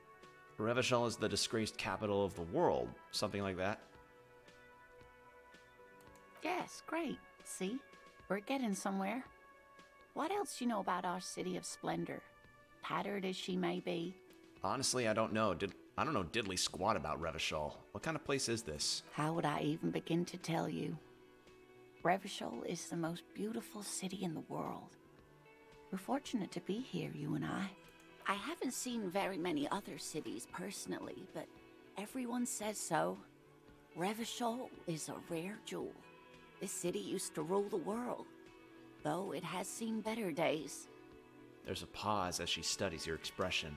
You must look quite lost. Speaking of history, you know what year it is, yes? It's the spring of 51. That's right, dear. How splendid. Here, take this pen. Knowledge should always be rewarded. Are you a teacher? Also, I got a pen for that. Her relief is palpable. She was getting pretty worried about you there, but now she relaxes her shoulders. I can tell that this is taxing for you, so I'll just ask one more question. What regime are we living under? What mode of government? What mode of government? Jesus, that's a loaded question.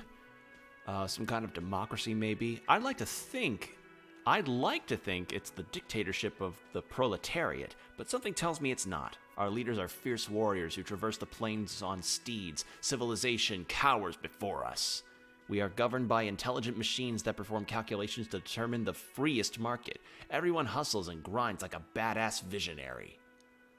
Radios are being used to control people's minds and distort our perceptions of reality, concealing our true masters, foreigners, and women.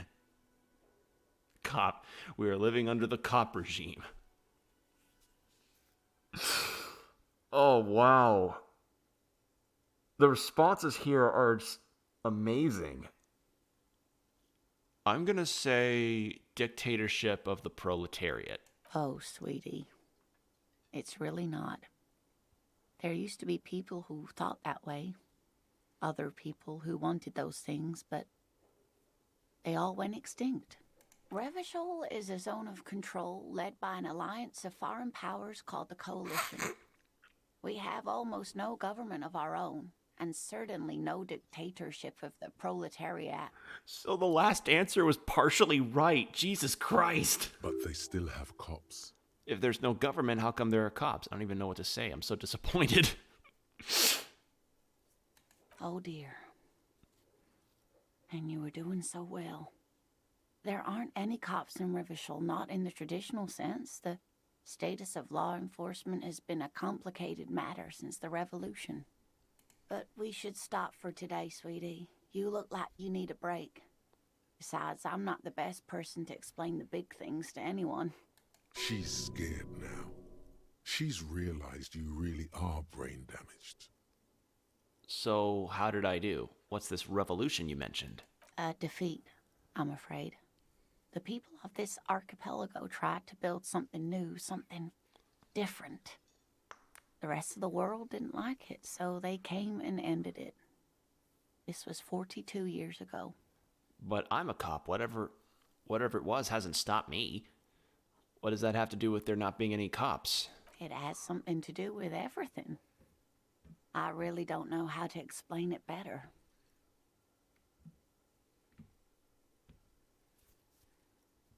I'm just a poor woman, she thinks. What do I know of these things? And how can I help you? So how did I do? You were doing quite well up until the end there. It does look like you're having trouble remembering things.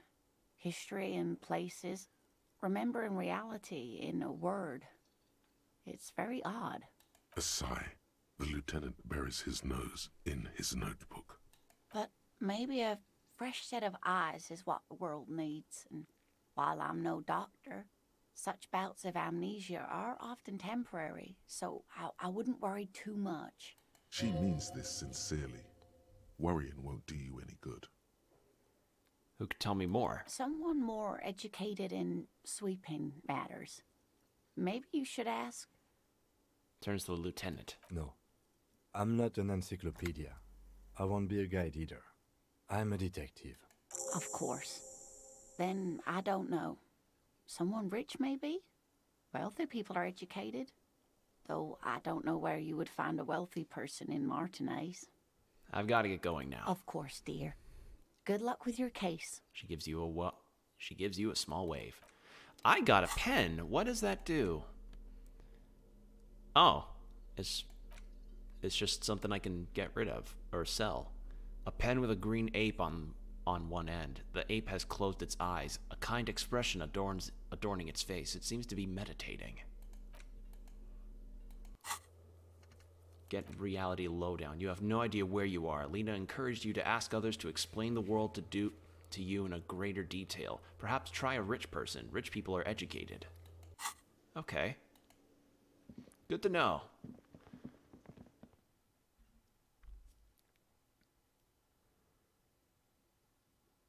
All right. So far, I'm really enjoying myself. Some of the dialogue has made me legitimately laugh. Like, this is really funny. Also, I want to check something earlier.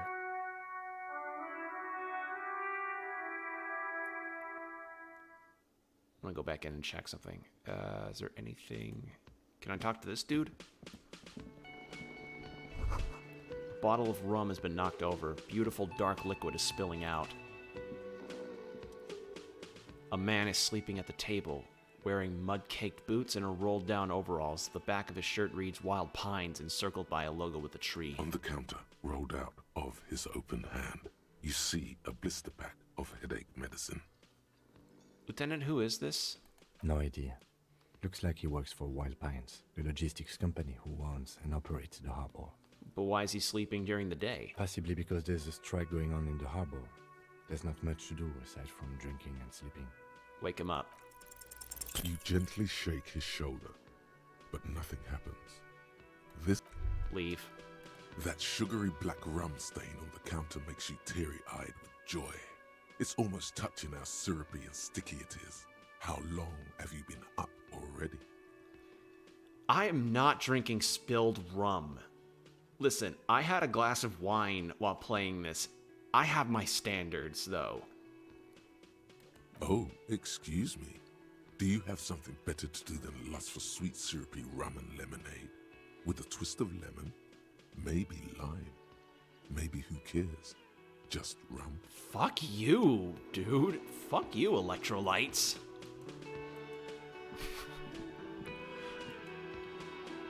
Electrolytes is not giving me the very best impression right now of itself.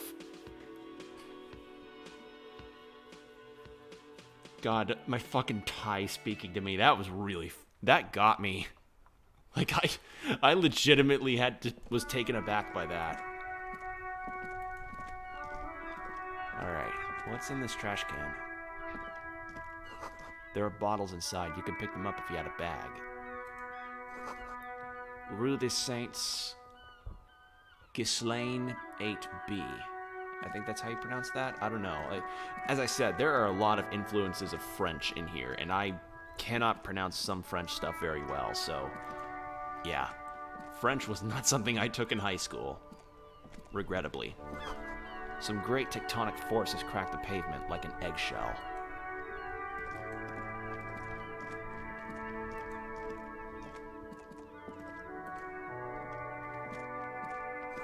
A heap of snow melts in this wheelbarrow.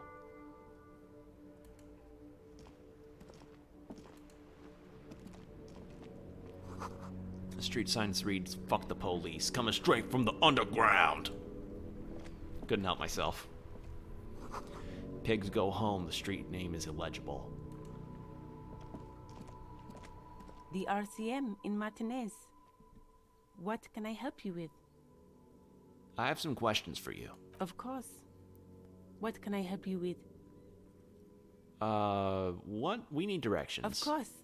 Where to? I'm looking for a dead body. Oh, that's right there, in the yard. She's relieved someone has come for it. Finally. Where am I? What do you mean? I'm a bit disoriented. This is Revachol, right? Yes, sir. District of Martinez. She looks around thinking what else to say. This intersection is called Roundabout North. He knows where we are. He just wants directions. What is in the south? Some shops and a bridge. The canal bridge leads to the coast, but it's broken, I think. Some kind of accident, probably. Just coast. Well, on There's the a other side of the little canal. fishing village there, and a fish market. But that got closed down ages ago. What is up in the north? There's the pier, the Cape Side apartment buildings, some more tenements. Not a lot, really. What is in the east? The harbor gates. Some kind of commotion, I think. I don't follow the local politics. A fleet store, too. What is in the west? It's just water. No, actually, I think they call it the Martinez Inlet. There are some islands in the bay, but they're hard to reach. Thanks, that's all for now. No problem. What is this fuck the police business? Excuse me? She's uncomfortable. Maybe you should drop this line of questioning. Never mind. She shifts in her seat awkwardly. Who are you exactly? Me? I am just a gardener. Good to meet you, just a gardener. Another question then. I am pleased to meet you too, officer. I have to run. Of course. I won't hold you back. She wipes her brow with canary yellow gloves. Her gloves. You get the feeling that you need them. You have a dead body to deal with after all. One more thing. Can I borrow your gloves? Sure. Keep them. I have another pair. She hands you the rubber gloves with no visible annoyance. Thank you. Cool, I have gloves now.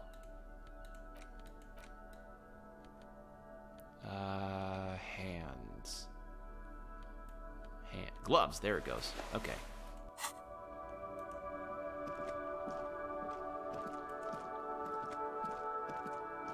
Actually, let's go to the motor carriage, maybe? Or maybe I should... What's this?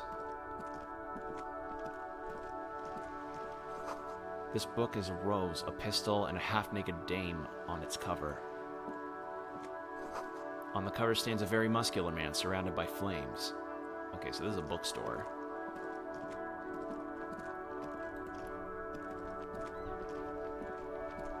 This Postlavantore mail collection box has been heavily vandalized with graffito. A closer inspection reveals 2 bullet holes in the front. Good mail delivery box.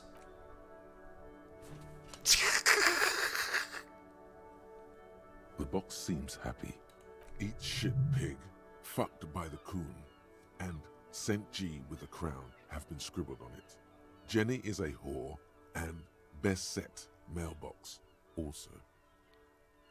I feel you, mailbox. I feel you, mail collection box. Been there, post-love NCR mail collection box. Been there. Mail collection box, you should man the fuck up. The mail collection box seems cathartic, thankful even. So do you. You shudder. Then you swallow. I just consoled a fucking mailbox. I just had an emotional moment with a fucking mailbox. Alright, who's this guy? I am a gander and a hunter and a gatherer. Feel like a traveler. The man mutters to himself, assenting the beats as he goes. A simple little cadence. He seems to be making it up as he goes. Keep listening. From another planet. He finishes and turns Hey to there. you. What's going on here? It's the jam, my man. What's the jam? It's a traffic jam for the ages. Harbor gates up the street are shut tight. No explanation given. Workers on strike, scabs agitating, an all-around clusterfuck. Meanwhile, we're all stuck here in long-haul limbo for days upon days upon days. Upon days. He glances south down the road. So how long have you been here? Feels like forever. Like I was born on this here roundabout and this was all I ever knew. Just me and the metal and the tires, the oil and the fumes of mazout. Extravagantly phrased, but I can roll with it. I don't quite understand what you just said. Could you say it again, only a little less plotting? Jesus Christ, that's the dick response. Extravagantly phrased, but I can roll with it. Yeah, imagine. It's been a whole week already. He snickers. Behind the laugh, however, a touch of sorrow. So tell me, What do you need? Care to spare some change for a working stiff? Tell me more about this strike. Know anything about the dead man, the one hanging behind the hostel there? He ain't one of us drivers. I know that. All accounted for. Otherwise, I haven't really asked about that. Been wasting time right here. Keep him busy. It's easy to see he's telling the truth. He's kept his nose out of the dark stuff. Busy with what? Analyzing the fundamental structural and psychological conditions of being stranded in the midst of a sea of motor lorries and their sad, despondent chauffeurs. You know, as you do. as you do as you take a drag off of a nice ciggy in the middle of a spring rain. A sense of surprise there ain't more bodies hanging from more trees. Care to spare some change for a working stiff? Huh? Oh. No, I ain't got any money. They don't want to pay for unfinished work. They who? The bosses, man.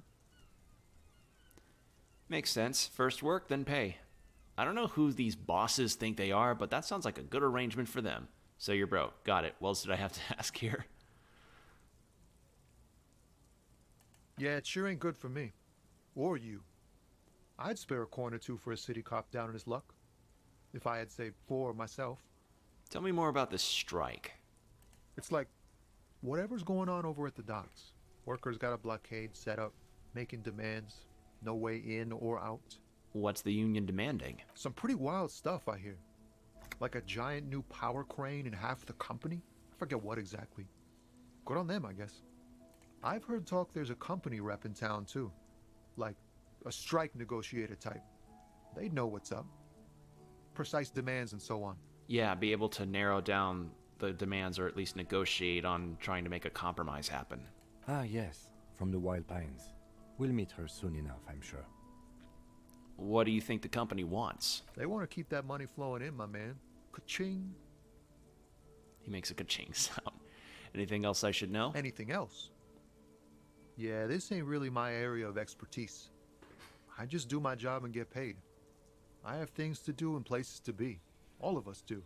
All of who? Us lorry drivers. Camionneurs. You still hang around here waiting for this mess to end. Most have scurried off somewhere to get drunk or high. Or laid. Not that I blame them, really. He smiles awkwardly. Not you? Not my thing. Chasing transient pleasures is a drag these days. I prefer the examined life now. Thinking, reflecting, observing. He glances down the road toward the horizon, a glint of something in his eyes. What are you hauling anyway? Oh, high-grade narcotics, illegal firearms, stuff like that. Time to arrest him. Wicked, I've always wanted a friend in the underworld. Okay, what are you actually hauling? Can't even get a few jokes past you, my man. I've got another haul of found cargo. Mostly sporting goods, tracksuits and that kind of thing. They usually get shipped to Grodd in the Occident. Though we've been making headway in the Ilmaran market lately. That's your machine behind you? This rockin' beauty. Sure is. Like a rash you can't get rid of. You interested in heavy-duty cargo machinery? Yeah, these lorries are pretty neat. Interested? Not really. I just asked because, I don't know, it must be a cop reflex. Yeah, it must be. Your job's to know all these little things, isn't it? Well, my job is to deliver tracksuit trousers. There it is again. A little touch of sadness beneath his cool. He thinks he's spent too long in this lorry. Can I get one of those fallen tracksuits you're hauling? We're pals and all, but I can't just freely hand out the merchandise. The bosses won't be happy. Right, I had another question. The man taps his fingers rhythmically against his arm. I want to go for the empathy one. That I want to see what's in his eyes. In his eyes? Yes! A familiar longing. Flecks of brown and gold. God, I love that. What was my roll? What did I roll? 15. Hell yeah. Familiar how? It's hard to say. His gaze wanders southwest, down the street that goes beyond the horizon. What's in the southwest? Excuse me? Hell, I get longing. I felt something similar since I woke up. Man, I don't know what to say. Not much anyone can do. There's no helping in absence, you know. I miss my family. They're all I have. My wife, second kid on the way, waiting all the way in Diora. And here I am stuck in this shit, so far from home. What's it like to miss someone?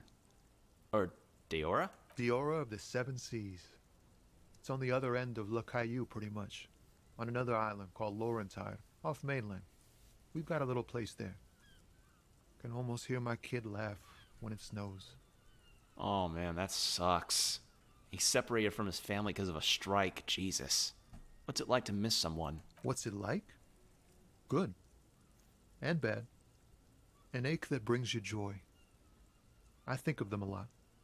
I dream up these silly scenarios in great detail of living with them. It comforts me. He smiles warmly. What about you, Cop Man? You missing someone? Is that what it is? This feeling? No, it's scarier than that.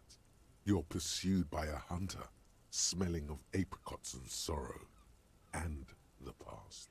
Fuck off, Half-Life. I'm fine, man. I don't miss anyone. I miss someone, but I don't know who it is. No, I feel hunted.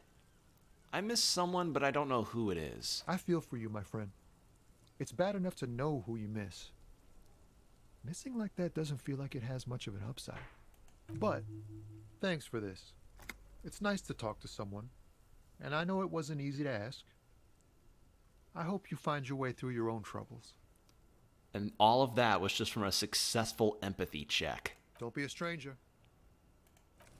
Hell yeah. So, level up. You do not have enough skill points available. Oh, okay, so if I level up, I might be able to pick another skill to boost up. Ooh, that's good to know. That's really good to know. Alright, sweet. Motor carriage. Before you stands a motor carriage. The bodywork is covered in blue and white livery, bearing the number 57. Vapor emanates from the large engine on the back of the vehicle. It hasn't had time to cool off yet. So he just got here. This must be the infernal machine that tore you from oblivion. Open the door. In the cabin, you are welcomed by a set of steering levers, a radio microphone on a hook, a pull-out toolbox under the seat, and the soft glow of the fuel preheater gauge. Run your fingers over one of the steering levers. The white suede feels luxurious under the touch, and the metal clutch handle so very familiar in your palm. Tap on the fuel preheater gauge. As you tap on the gauge, the indicator pin jerks as if startled. It's in the large orange sector, indicating the engine is warm. Next to the gauge is a red switch labeled heat. There's no use pressing the heat button. It won't start without the ignition key. Translation. We're not going anywhere right now. Alternative translation. Don't even think you can drive my MC. Damn. Damn, fucking Kim. Kim, what are we looking at? What's this machine? This is the Kupris Kinema, my motor carriage. You can use the toolbox and the radio if you'd like. He nods at the cabin. Motor carriage, motor carriage. Something bad with a motor carriage. A dark lump rises in your throat. What is this sinking feeling I have with the words motor carriage? Can we turn it on and drive somewhere? This must be what woke me up when you arrived in Martinez, the infernal noise. Do all policemen in the RCM have such cool motor carriages? Nothing. It's probably nothing. Forget I brought it up. Please proceed with the carefree lollygagging.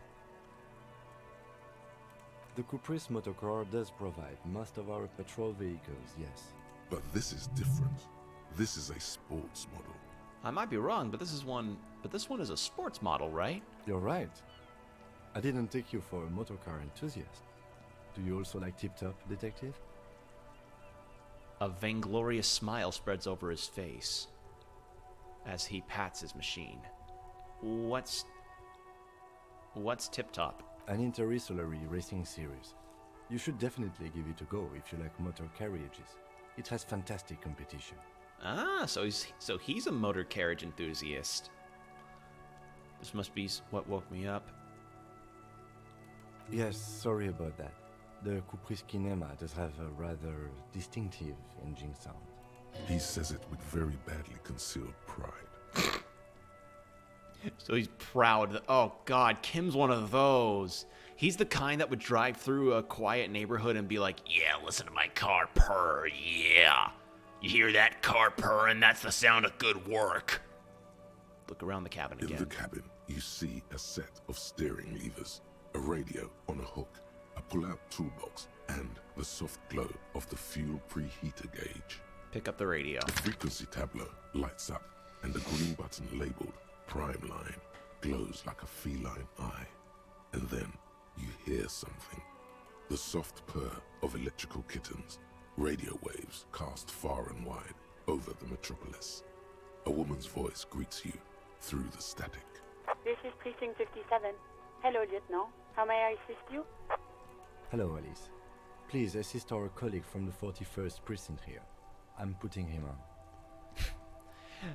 Hi, Alice. This is the officer from the 41st precinct speaking. Nice to meet you. This is Officer Alice Demetri, Precinct 57. How may I assist you?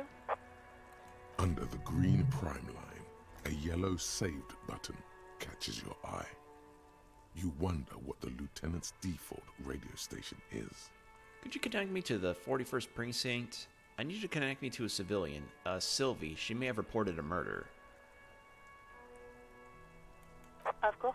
What is the number, officer? Kim, didn't Guard give you Sylvie's number? Yes, hold on. Her number is 005 1944 298. Received. Hold on, officer.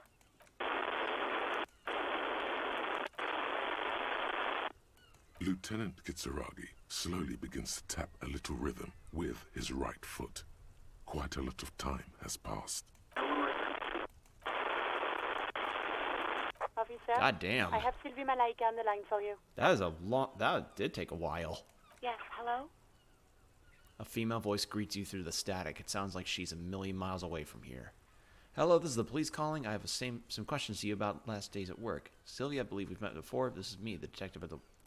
Oh, right. Hello, officer. What can I do for you? You can hear resentment in her tone.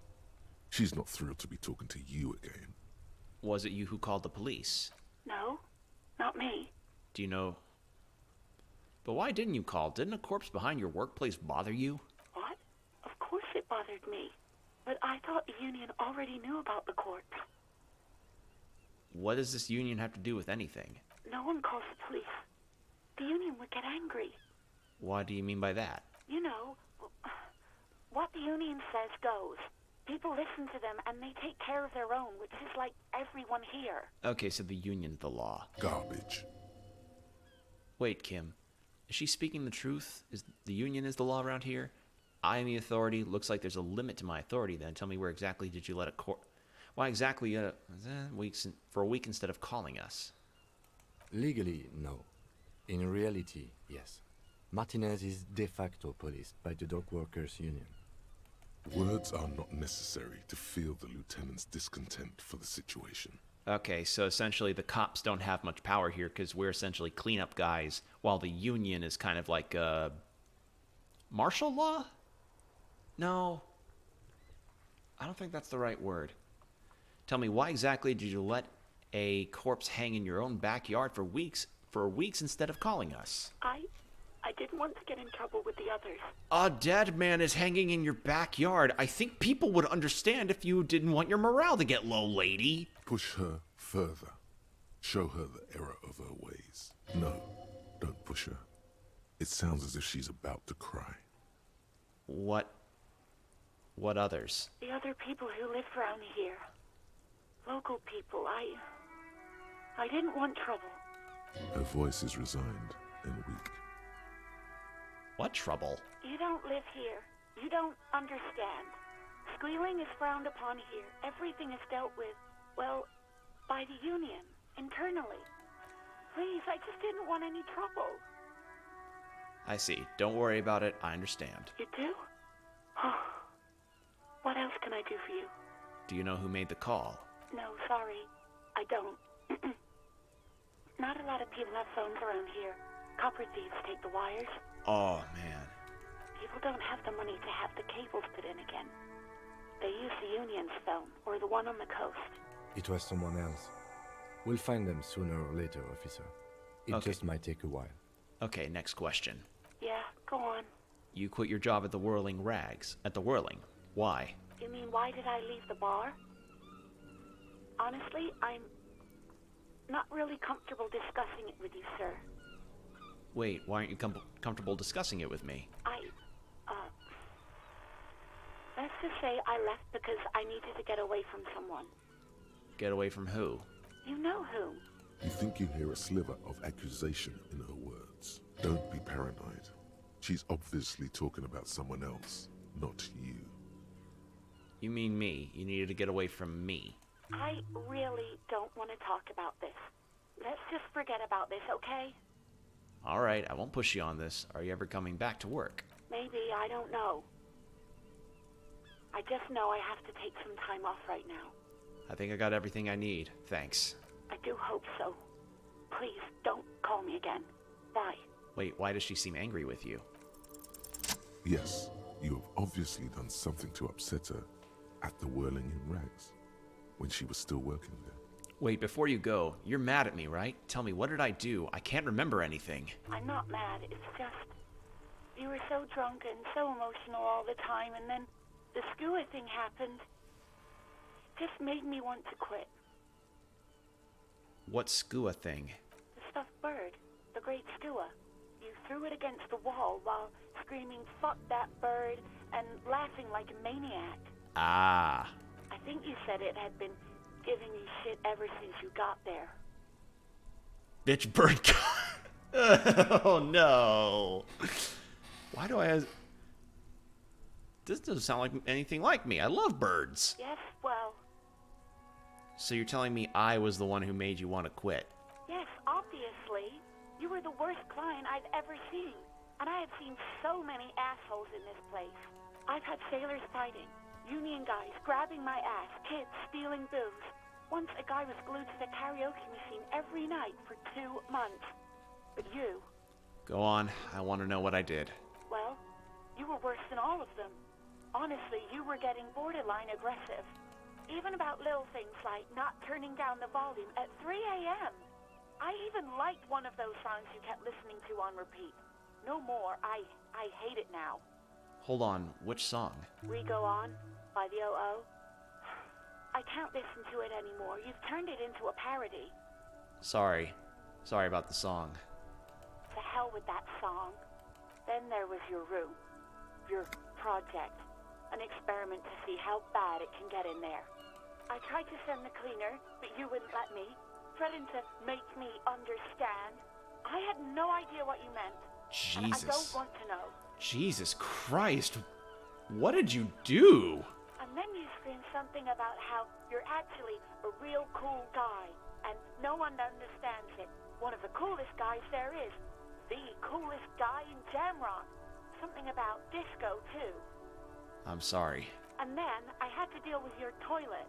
The one you clogged with police documents, causing water damage downstairs in the kitchen. I won't even mention you waving your gun around, harassing customers, threatening to sing karaoke, threatening to kill yourself. Wait, police documents? The ones I had to wrench out of your toilet. What happened to them? Damn it, I don't remember what I did to your damn papers. I don't remember every little thing I do. Resentment gives way to concern in her voice. Especially when there's a hurricane loose. It's your fault for losing them, not mine. Something in you wants to immediately forget about this, as if there was a reason you threw them away. Okay, I get it. I wasn't a very good tenant. No, you really weren't. You were simply the worst. Girl, just loosen up. Don't you ever part. I am truly sorry for everything, Sylvie. God, I knew I shouldn't have brought it up. Just try not to call me again, and let's pretend it never happened. What else did I sing besides the OO? I'm looking for a song. Oh, all sorts of things. From disco, rock too. So much disco and rock. Maybe you can help me identify this one particular song. Which one would that be? One that was really sad. Sad? I think the one you mean is the smallest church in San Sans. Butchered that right up. Her voice carries a tone of disappointment. Interesting. You still have to find it, however. Right. Thank you for talking with me. Take care. You hear a sigh of relief on the other end of the radio. Wordless, the call breaks. Then, the already familiar voice. Anything else I can help you with, officer?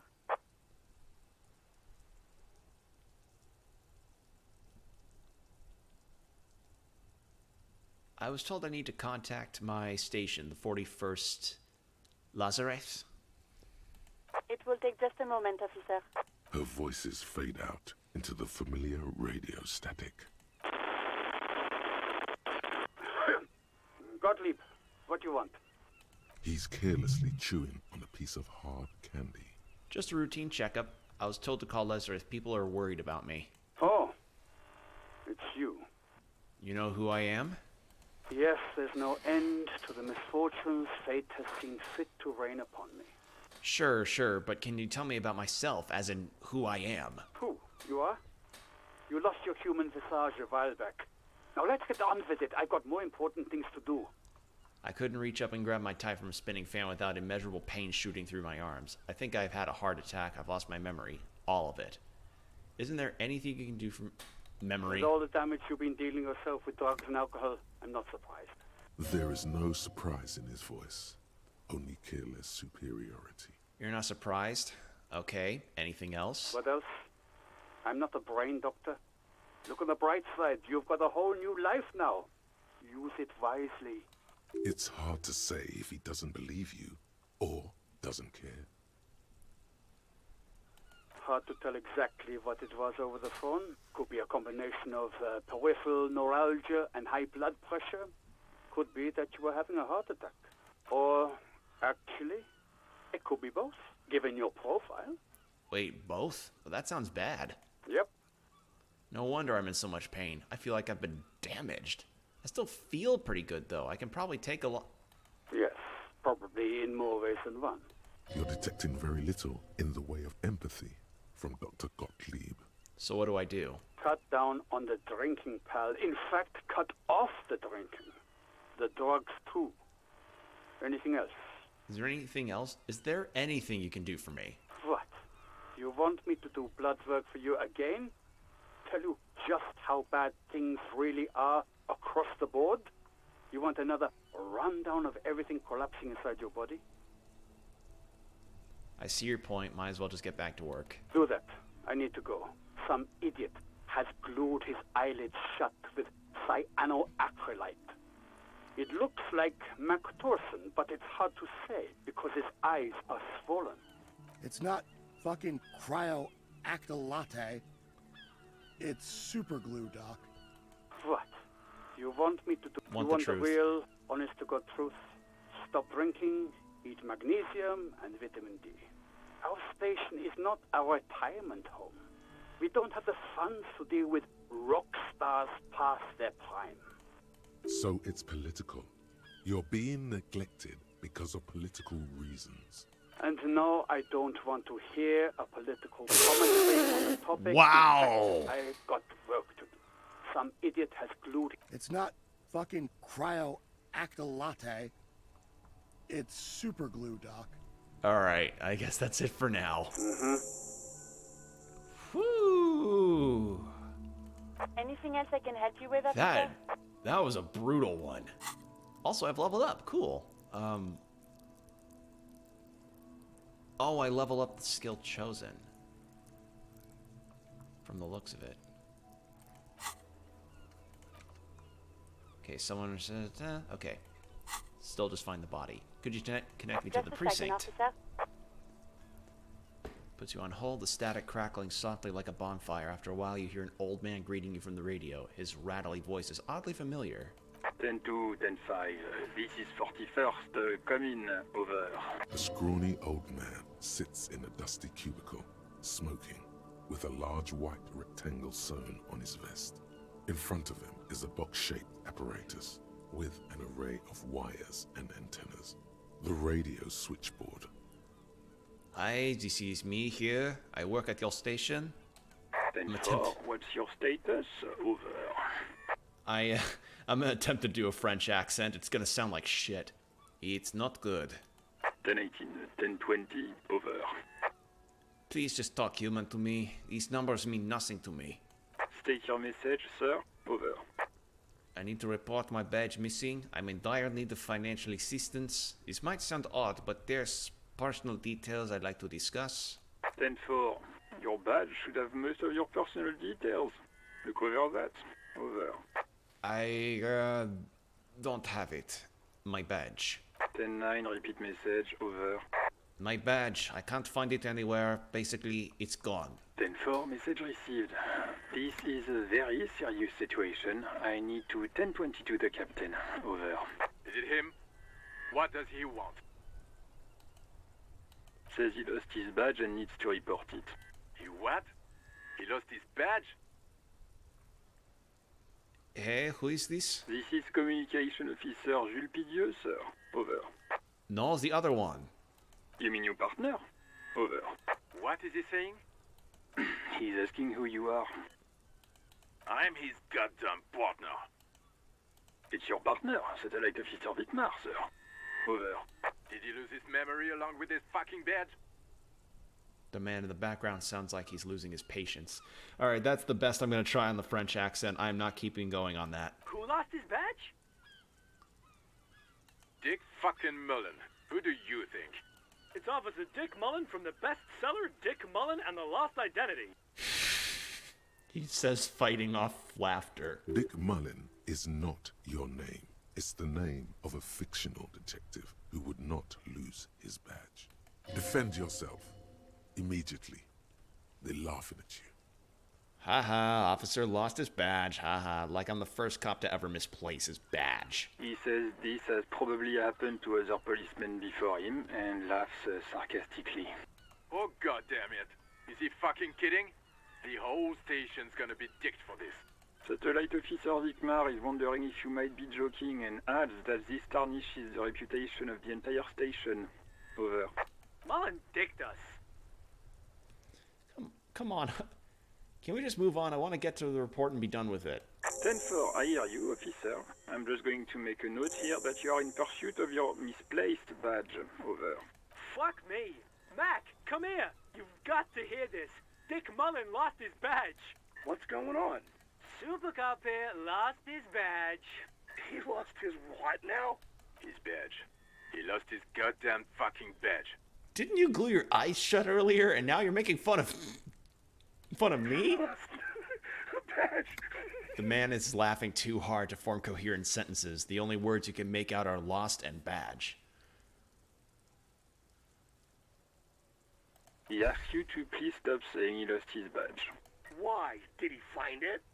The room at the other end of the line erupts in volcanic laughter. Sergeant Orson was wondering if you found your badge yet. Over.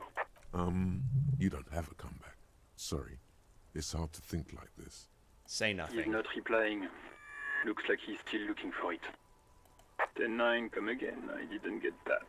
Over. The animated conversation in the back is making it difficult for him to hear you. New heights even for Captain Sober. Ask him. Ask him if he's lost his gun, too. The room roars with laughter. Sergeant Orson wants to know if you lost your gun too. Over. Check your pockets. Check your... Holy fuck. You don't know where it is, do you? Oh god, it's not here. Okay, it's gone. Your gun is most definitely gone. Don't sweat it, Bratan. You don't need a gun to have fun. We can still have fun. It's not all over. The fucking necktie! Okay. I know you definitely get other outfits in the game as you proceed. I never want to take this necktie off. I never want to take this necktie off. I love the necktie. He's funny. 10-9, come in, officer. Did you get my question? We were wondering about your gun. Over. Convinced... The badge is bad enough. Lying over the phone, it's easy. Just say it like it's the truth, and then it becomes it. No, of course I didn't lose my gun. He says he didn't. Thank God for that. That would have been a nightmare. I don't even want to imagine the poor prick who has to relay that kind of news to the captain. Losing his badge is bad enough. Tell him to find it, and fast. We can't have some gangbanger running around with it. We're all glad to hear you've not lost your gun, officer. You need further assistance? Over. I'm in dire need of financial assistance. 10-4, I hear you. I don't have the authority to grant your request, but... What does he want now? He's asking for money. Is he fucking kidding? I don't think he is. Don't give that asshole anything. He's just gonna drink it all. Alright, that's a negative on the additional funds, sir. Over. Please, I'm begging you here. I don't even have a place to sleep tonight. He says he's in trouble, doesn't have a place to sleep. Well, I guess he'd better crack the case before sundown then. Vicmar said... Enough, officer. This begging is below your dignity. Okay, I heard you. No funds. Anything else, sir? Over. That's all for now. Roger that. 10-10. Over and out. The static ends with a loud click, and then everything is silent in the cabin. 18 kilometers to the south, in the 41st Precinct's relay booth, a small crowd has gathered around Communication Officer Jules Oldboy Pidier. Around a dozen cops. The small room is filled with cigarette smoke, a buzz with laughter, when Officer Judith Minot enters. Her left arm is in bandages, and her hair trimmed short. What is going on here? Did something happen? She asks, startled. Jean Vicmar turns to her and says, What happened is my partner made contact, and it's not good. He's lost his badge. He seemed confused, delirious even. Wait, is this him picturing the scenario happening? Mac, the torso Torson, is finger-fucking his fist, laughing hoarsely and apparently telling some dirty story to his partner, Chester McLean, near the entrance. Yeah, Mullen was fucked, alright. Sounded fucking drunk to me. Yeah, Mac's right. This was some gnarly shit there. I mean, before he started begging for money, it was... Enough! None of this is funny. It's fucking sad. That's what it is. He's a cop. He's one of us, goddamn this. We must help him. Minot looks down at her neatly polished black shoes. There's a quiet firmness to her voice when she speaks. Yeah? How do you fucking plan to do that, huh? Get him off the drink? Go jogging with him in the morning and get him on carrot juice? He's a lost man. I just know we can't give up on him when he's at his weakest. He wouldn't. The crowd in the room has started fidgeting uncomfortably. Someone's trying to slip out unnoticed. Mac, man the door. You know what he told me? I don't want to get better. I want to get worse. Those were his words. He sighs heavily and turns to address the room. This shit does not leave this room. Not a word of this to the captain, or anyone else. We'll give him a couple of days to pull his shit together. I guess I can hold off the report for a few days. Old boy lights another cigarette. Good. Okay, everybody. Nothing but a prank call here. We all got our laughs. Oh, no, I'll I heard get all back this to over... work. Nope, I heard all this over the radio. Far north, on the other side of the motorway, the officer quietly hunches with his hand in the motor carriage. Wait, what? Is this in his head? Alright, pull out the pull-out toolbox. A metallic drawer slides out from under the seat and clicks into place. The tools inside are neatly organized. Take what you need, officer. It's going to be a long case. I'm not protective of my tools, like some men are. He's clearly a little protective of his tools. But what can you do? Take work the red... is work. Take the red-tipped pry bar, rubber-handled chain cutters. Take the hand-cranked flashlight. Push the pull-out. The handles are long and sleek. Snap, snap, go the cutters in your hand. You can do good work with these. Cut chains, locks, and ropes, especially belts. The red-tipped... It's robust, weatherproof, and well-made. Police issue. Blue. Lets you see things in the dark you would otherwise miss. And red-tipped pry bar. The pry bar feels nice and cold in your hand. Heavier than you'd think. Cold and heavy. Like truth. You feel like you're reunited with truth once more. Why would Physical Instrument think that? Useful for opening all sorts of doors and lids. The pull-out toolbox slides back into its nest. Preheater gauge casts a warm glow on the steering levers and the radio on its hook. This is Precinct 57. How may I assist you? Ignore Alice and press the saved button. As always, it's DJ Mesh and Felicio, and you're listening to Speed Freaks FM, bringing you the hottest, the nastiest, the most vulgar. Right away, the lieutenant reaches into the cabin and turns off the radio. He's not looking at you as he says, He's a Racer fan! Someone must have been messing with the radio, or maybe picked up a Oh! You wanted a prime line, right? He's a racing still avoiding your gaze, and his ears glow red. Speed Freaks FM, huh? Oh, is that what it was called? Right, you don't want to get into this, no problem. Nothing to get into, really. Let's focus on the important thing. Oh. This is Precinct 57. Can I connect it to someone? I'm done with the radio for now. 57's over and out. In the cabin, you see as... Oh my god, that was fantastic. Oh, that was great. I've just found out that Kim's a Motorhead fan. Not Motorhead band, but you get the idea. Alright, let's go with that. Actually, I don't even know what I'll need first, so I'm just gonna take that out. Yeah, I got some new things added to my journal.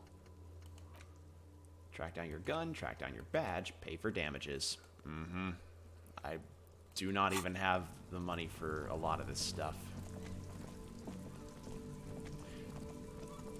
Oh, wait, there's my shoe.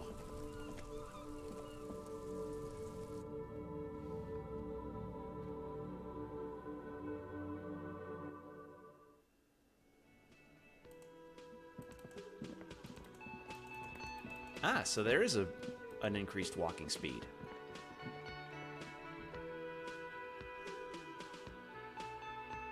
I didn't see a staircase or anything that led to the balcony, and it wouldn't make sense for that anyway, so let's grab that shoe.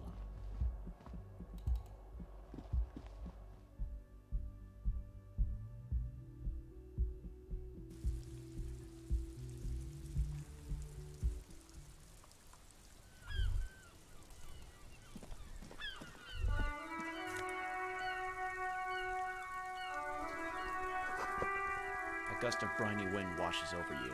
There they both are. Two identical shoes, both copiously green and indiscriminately snakeskin, reunited on your feet, like two baby crocodiles. Wait, these do not look like normal cop shoes. How do they fit? Good, they're balanced, comfy. Feels like the only good thing about you right now, truth be told.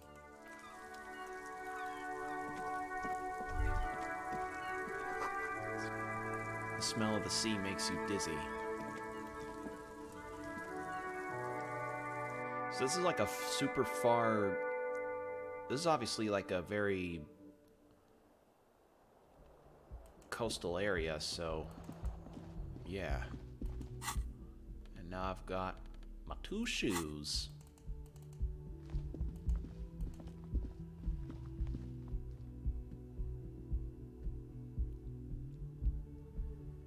Alright, well I think I'm gonna go look for the body, and then I'll probably end the stream there. Because I'm having a good time with this. Like, I'm actually really enjoying the conversations here. Very nicely written so far.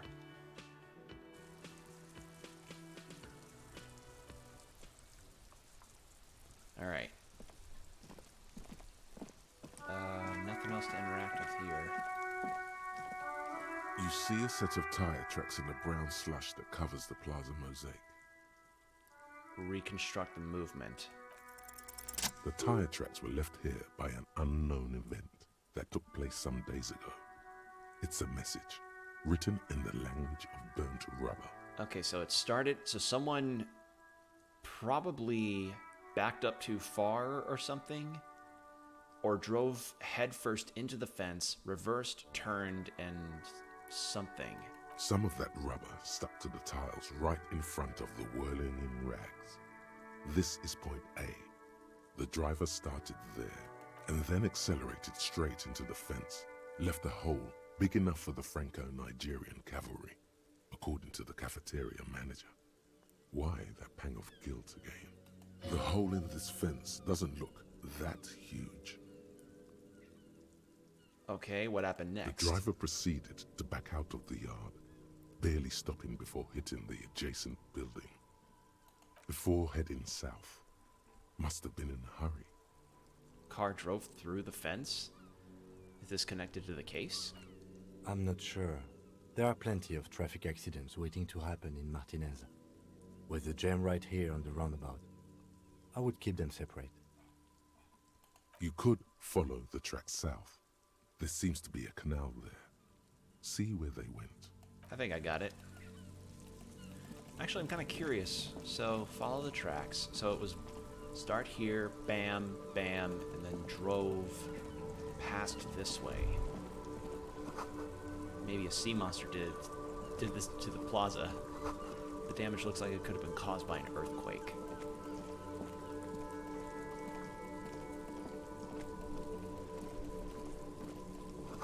An ancient fountain. It doesn't pump water anymore. There's a tree in it.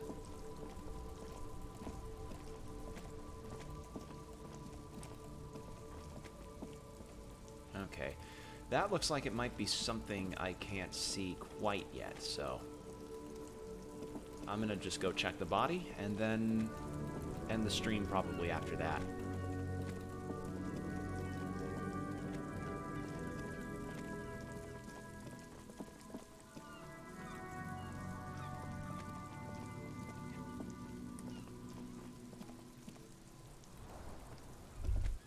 Kuno's got this. Boy's throwing rocks at the dead body. Can't be older than 12. If there ever was such a thing as an ugly kid, then this is it. He's almost exquisite in his ugliness, like a gremlin. Oh yeah, nappa gumpy, Kuno. A moment of your time. Hey kid, a word, police business. Moment of your time, please. Can't talk, pig. Shit's coming up strong. Throwing rocks. Shit coming up strong. That sounds good. Joyous. You should hang out with this kid and see what that juicy shit is all about. Juicy what now? I mean drugs. The kid's on drugs. Oh. Yeah, Kuno, ride the lightning, Kuno. Kuno's riding at sea. He wipes sweat from his brow and sends another rock flying. The rake, Kuno. You should throw the rake at him, Kuno. The fuck does Kuno know what a rake is? Kuno's not a gardener. Kim, what should we do? We shouldn't do anything. I don't tempt such forces. What forces? You will see. Are you kids siblings? The fuck are you talking about? He throws another rock. He's calling us Kuno. He says we're fucking each other. Oh. No. Alright. Whoa. Entertain the Kuno. Show me what you got. What you got there? What you got, huh? Show me what you got. The body, what do you know about it? Shitload, pig. What's your question? Don't tell the pig shit, Kuno. Kim, help me out here. What do we know? What do we want to know? If I were to want to waste my time, which I do not, I would ask them who he is, how he got there, and the usual. Do you know how it got up there? Probably climbed. Kuno was busy down the road when that shit went down.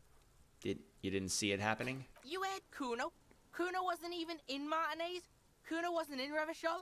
Kuno wasn't regional. Okay. Oh, okay. Where'd you go then? I don't know. Some fucking Looks around trying to come up with something. Mesk or I don't know. Some other place. Night City. Kuno was in fucking Night City. Where's Night City? Kuno gives this info out on a need-to-know basis. And you don't need to know.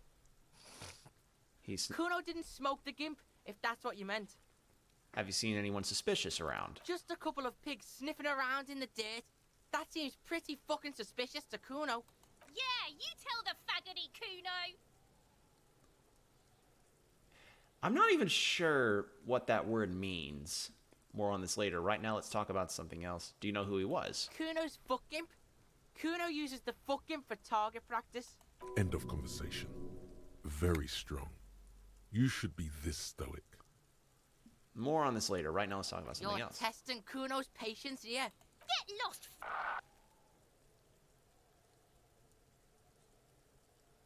About this crime scene you kids often play in this yard? Right, Pig. This is where Kuno plays with his little wooden choo-choo. What do you want with it? I might have questions later. For now, let's talk about something else. Yeah, whatever. Kuno doesn't give a shit. The fuck about it? You're testing. Get lost! Okay. Kuno doesn't. Wow. Smells like spoiled meat and curled dairy. Dairy. A human being's something. Jesus.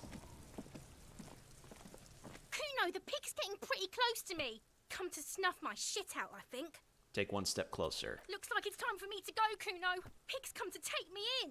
I'm going away for a long, long time, Kuno. Going away for life. What's going on there? Fuck are you trying to pull, Pig? You there behind the You fence. don't want to fuck with me. I got my hands bloody. I'm not here, Pig. You're not seeing this. You can still see the top of her hat from behind the fence. Yeah, these kids are these kids are not good. Someone is trying to grow herbs in the greenhouse. Okay.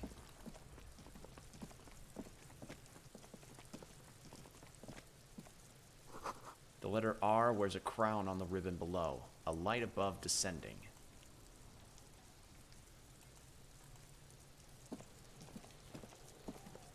This trash container is locked. The sliding lid has a padlock that says, whirling in rags. There's something in there, not necessarily connected to the case, but still. Why am I looking at you, trash container? You're just a trash container. The body is downwind from here. Maybe you prefer the smell of garbage to the smell of death. Lieutenant, what do you think could be in there? Trash, food waste from the cafeteria. They lock these containers to keep the derelicts from flocking in. Could be evidence, too. Yes, I feel there's something in there.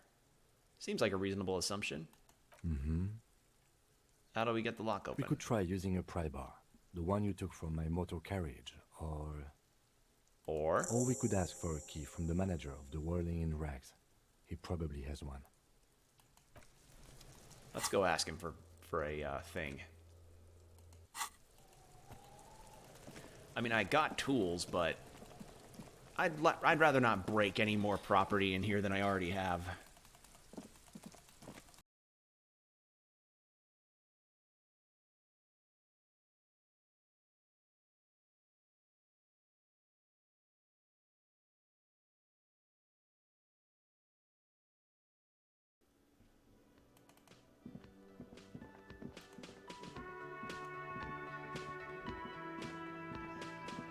Can I help you?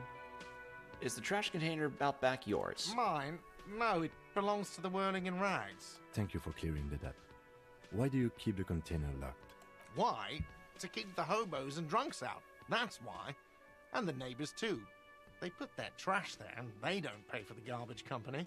I thought as much. And are you the only party with access to the trash container? Well, yes. Us and the garbage disposal company. It seems a little callous, doesn't it? Something stirs in you. I wonder what this feeling is. Prod at him and find out. Doesn't seem callous to you regarding... Doesn't it seem callous to you guarding even your leftovers from the poor? Callous? What are you, Kras Mazov?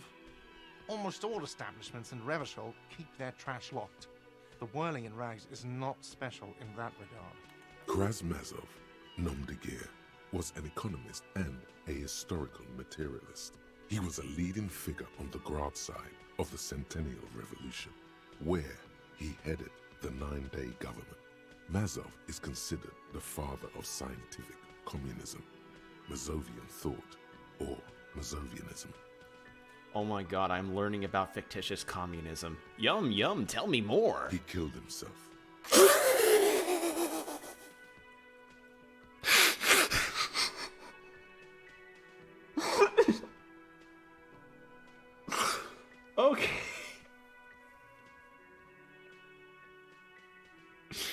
Wow. Just cut that thread of logic. Just cut that thread of thought process right down. Maybe I am Krasmazov. What are we talking about? Was this not about the trash container? No, wait. Whisper and point back at your head. What if I am Krasmazov? We should return to the case of your mistaken identity at a later time, officer. Oh my This was god. about the trash container. I am loving this game so far. What for, Mazov? Are you planning to nationalize my trash container? Yeah. It concerns the case. Please cooperate. Just bring them back once you're done, please. Oh, that's great. I've seen something here at the Whirling Gart. A thing I need to talk about. What thing? I saw a sign that said the mess hall reserved for Union. Guard, I saw a sign that said I couldn't go into the kitchen. Why can't it? Okay. What?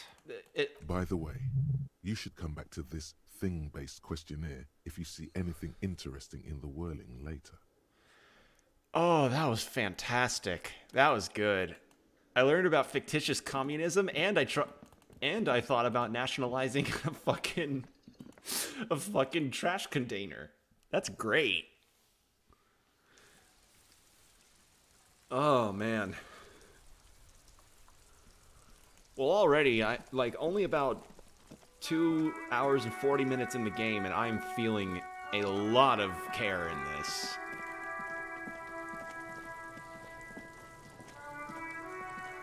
This trash container is locked. With a well-oiled crack, the lock pops open. It should now be possible to simply raise the lid. Don't. Maybe you shouldn't. Didn't I just have a premonition that there's something in there? Yeah, it's like, hey, Inland Empire, what? There is, but you won't like it. Sweat forms on your brow. Your hand is still on the lid. Open the lid. The smell of rotten food rises to greet you. You see soggy cartons, dirty rags, and organic waste. We're just in time. This hasn't been emptied for over a week. Look under the box of carton. You see milk and egg rest with one broken egg in it. Some pasta wrapper. Picking up the soggy packages somehow feels familiar. You've done this before. The movements are recorded in your elbows, the methodology in your fingers. You're used to this. Used to what? Dumpster diving? No, searching for evidence in the trash. Dive further. A box falls into pieces in your hands. Batiste Soleil cereal. There are plastic pasta packages below, and turbo noodles. Nothing of note, however. Pick at the rags. Among the threadbare kitchen towels, something catches your eye. A pair of denim trousers. Grab As them. the legs of the slime-covered jeans begin to unspool from the garbage, a rank corpse smell fills the air. The victim's clothes? Cadaverine odor is faint. If these belong to the deceased, they were removed when he was still in the early stages of decay. Drop them in here, officer. Lieutenant produces a black plastic bag marked evidence from his pocket. Guitar marked blue jeans. Pockets empty or emptied. He wore them with a belt, too. A white belt. The loops appear stretched, but He looks into the container. the belt is missing. That's it. Do you see anything else in there? I have another bag here. Something slimy catches your eye. Reach for it. A drab, long-sleeved shirt, olive-colored, appears from the food waste, dripping with pus. This is a military Christ. type overgarment. No label or serial number. This is the kind of rib-knit shirt that's worn over light armor to conceal it in an urban scenario. Anything more? Wait. Worn as light armor? Jesus God. The rest of the rags are just kitchen variety waste. A yellow old mug that catches your eye. But other than that, A thrown out towel, a mug. That's all. All right. We should go to Gart again and ask if he knows who put the clothes in the trash. It could be as simple as someone from the hostel cleaning the yard. Or that one. I'd advise against confronting that force. Okay. the lieutenant nods. then looks back into the trash container. Search the food waste. It's just organic waste, cold and slimy on your hands. Apple and potato peels mostly. Unidentified sludge, and the occasional chicken bone thrown in for good measure. But hey, nothing. It's nothing. Nothing more to see here. What's this? What? A blue piece of plastic sticks out from the apple peels. It's shiny. Looks like the corner of something. Pick it out. Something larger. A clipboard. A blue plastic clipboard with moist papers hanging from it. They look badly damaged, but you can still make out forms and notes, written in a man's handwriting. Officer, is that your paperwork?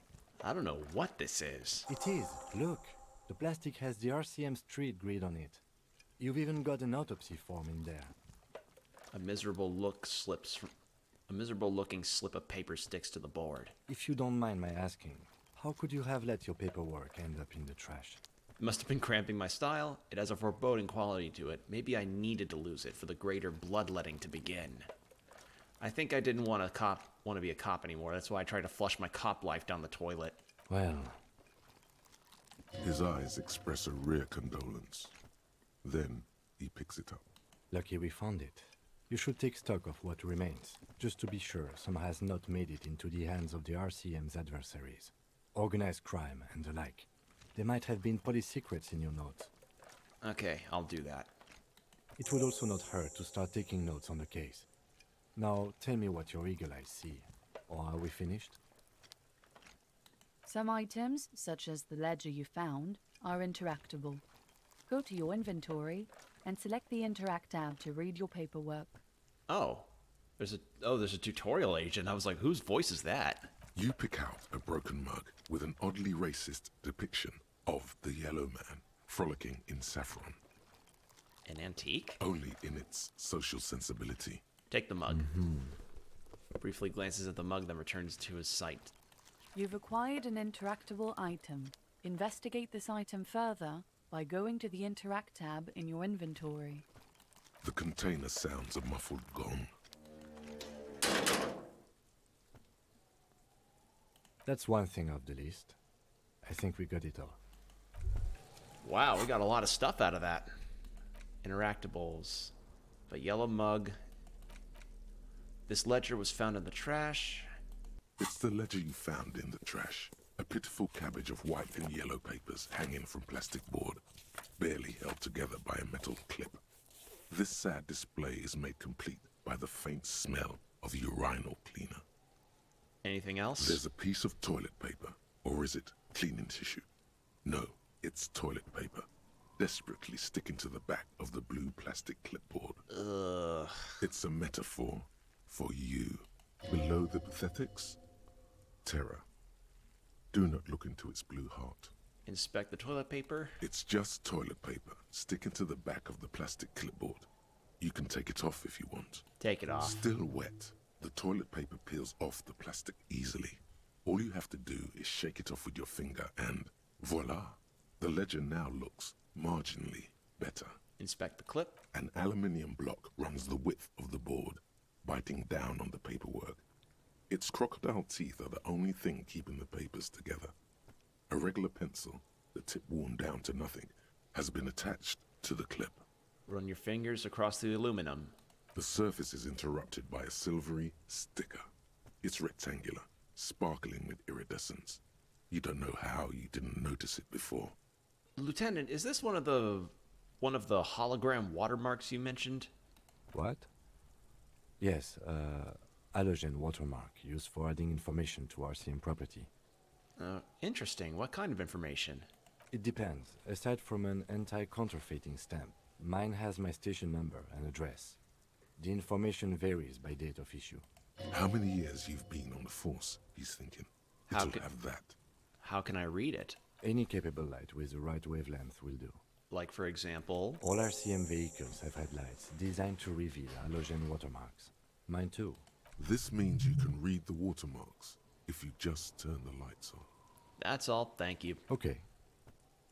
While a bunch of sodden papers sag from the clipboard in your hand, it's a sorry sight. Browse the white papers. They're not exactly white.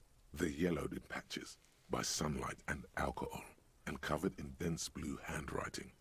Ink escapes into watercolor patterns, reaching its tendrils across entire pages. The paper itself is checkered, with faint red lines, forming short paragraphs. Once in a while, there's a red stamp that exclaims, "Case files commit to paper." The case files themselves are plenty.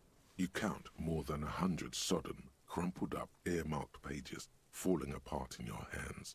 They appear to be sufficiently organized and extremely dense, if mostly illegible. God damn, that's a lot of case files. Work, strife, poverty, the Jamrock Quarter. These are handwritten logs of investigations dating back to January 51, this year. The exact number is hard to estimate, due to missing pages and an odd naming convention.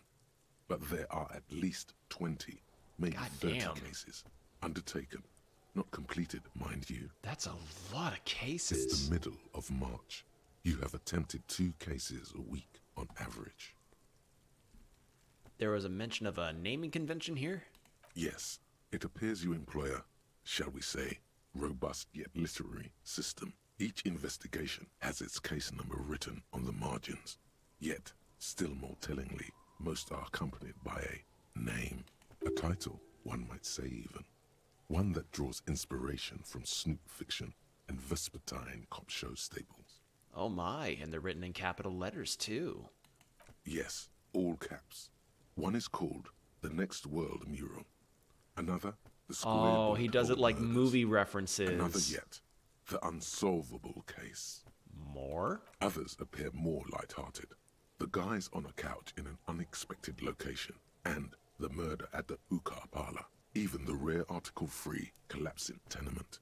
Murder features prominently throughout. It's going to take an effort to piece these case files together, but it can be done. Once you're done inspecting them up close. Is 2 weeks a good caseload, Lieutenant? Huh? 2 cases a week. Complex cases to undertake is a lot, yes. You really have to push yourself. I would not suggest it, lest you start making mistakes. 2 cases a week appears to have been my load, Lieutenant. I'm not sure I've completed them, though. 2? That's a lot. I didn't mean to say you are making mistakes, by the way. That was presumptuous of me. I'm burned out, all right. That's okay. We all do, sooner or later. Like a fan of gills, the checkered papers dry in your hand. The handwriting is extremely dense, if mostly illegible. Kim, my cases appear to employ some kind of naming convention. You mean the alphanumeric? Officer, precinct, time of arrival at the scene? No, I mean a non-numeric one, with titles. Oh, you mean the titular? Yes, well, so do I. In our defense, almost everyone in the RCM does. Why is that? It's a holdover from the early days of the RCM, right after the revolution, when the organization had little idea how to do things. It persists in an unofficial capacity. Officers use these titles to refer to their work among themselves. I seem to have named a case the Square Bullet Hole Murders. Again, in your defense, I seem to have named one the man with the hole in his head. That was a real person. His death was real. Still, I named it that, to amuse myself. Oh, God. Yeah, there is a kind of weird... It's weird whenever somebody tries to be given levity about a situation like this. It's messed up. I pray a little his bit. loved ones never find out. Yeah, that's what separates Kim. That this is a good cop, a cop that has no self-awareness of why it's bad that you write, why you write the man with the hole in his head. Like, there's a difference between a good cop and a shit cop. A good cop wants to say, I pray his loved ones never find out that this is what I named a case. A bad cop would say, hey, check out what I named your husband's case. That's a shit cop. Rail spiked through the head. He died. It was a workplace accident. Jesus Christ. I have to open an official case. Is there room? There is, for precisely one more. 15 pages near the end remain untouched by the damage. The checkered grid forms a structure of passages, breaking the case into subtasks to accomplish. Commit to paper using the pen Lena gave you. The tasks you've completed flow out of the kind green ape pen in a brash freehand similar to the rest of the letters. The wording comes easily. It's almost robotically simple. A language developed for mental rigor and simplicity. Inspect the victim's body. Interview the cafeteria manager. It's not exactly poetry, but poetry would be out of place. Cross out the ones you've already finished. A satisfying slash sounds across the paper. You're done, it seems to say. And you, and you. Things to be done and things already done. The composition of reality. This is an extremely useful tool for a detective of the citizens' militia. Now all that remains is to name the case. Lieutenant, have you by any chance named our case? No, actually. Any ideas? The Furies are at home in the mirror, the setting sun, shit on a stick. That seems too literal. The Furies are at home in the mirror. I don't get what this is supposed to mean. Actually, I don't have one. Oh, well, then maybe I can suggest one. Go ahead. The Hanged Man. He really likes that name. Solid name. Thank you. I think so too. Good and normal. I'm going to start calling it the Hanged Man. It's good we sorted this out. You don't exactly close them, so much as distance yourself from the smelly papers. They're a little further from your nose now. Can I read the case files now? It's proving to be harder than expected. You just don't have the intellectual rigor to patch the quilt back together. Try again later. Okay. Kim explained the system. Okay. So the DC got hired because Kim was kind enough to help explain the system for me.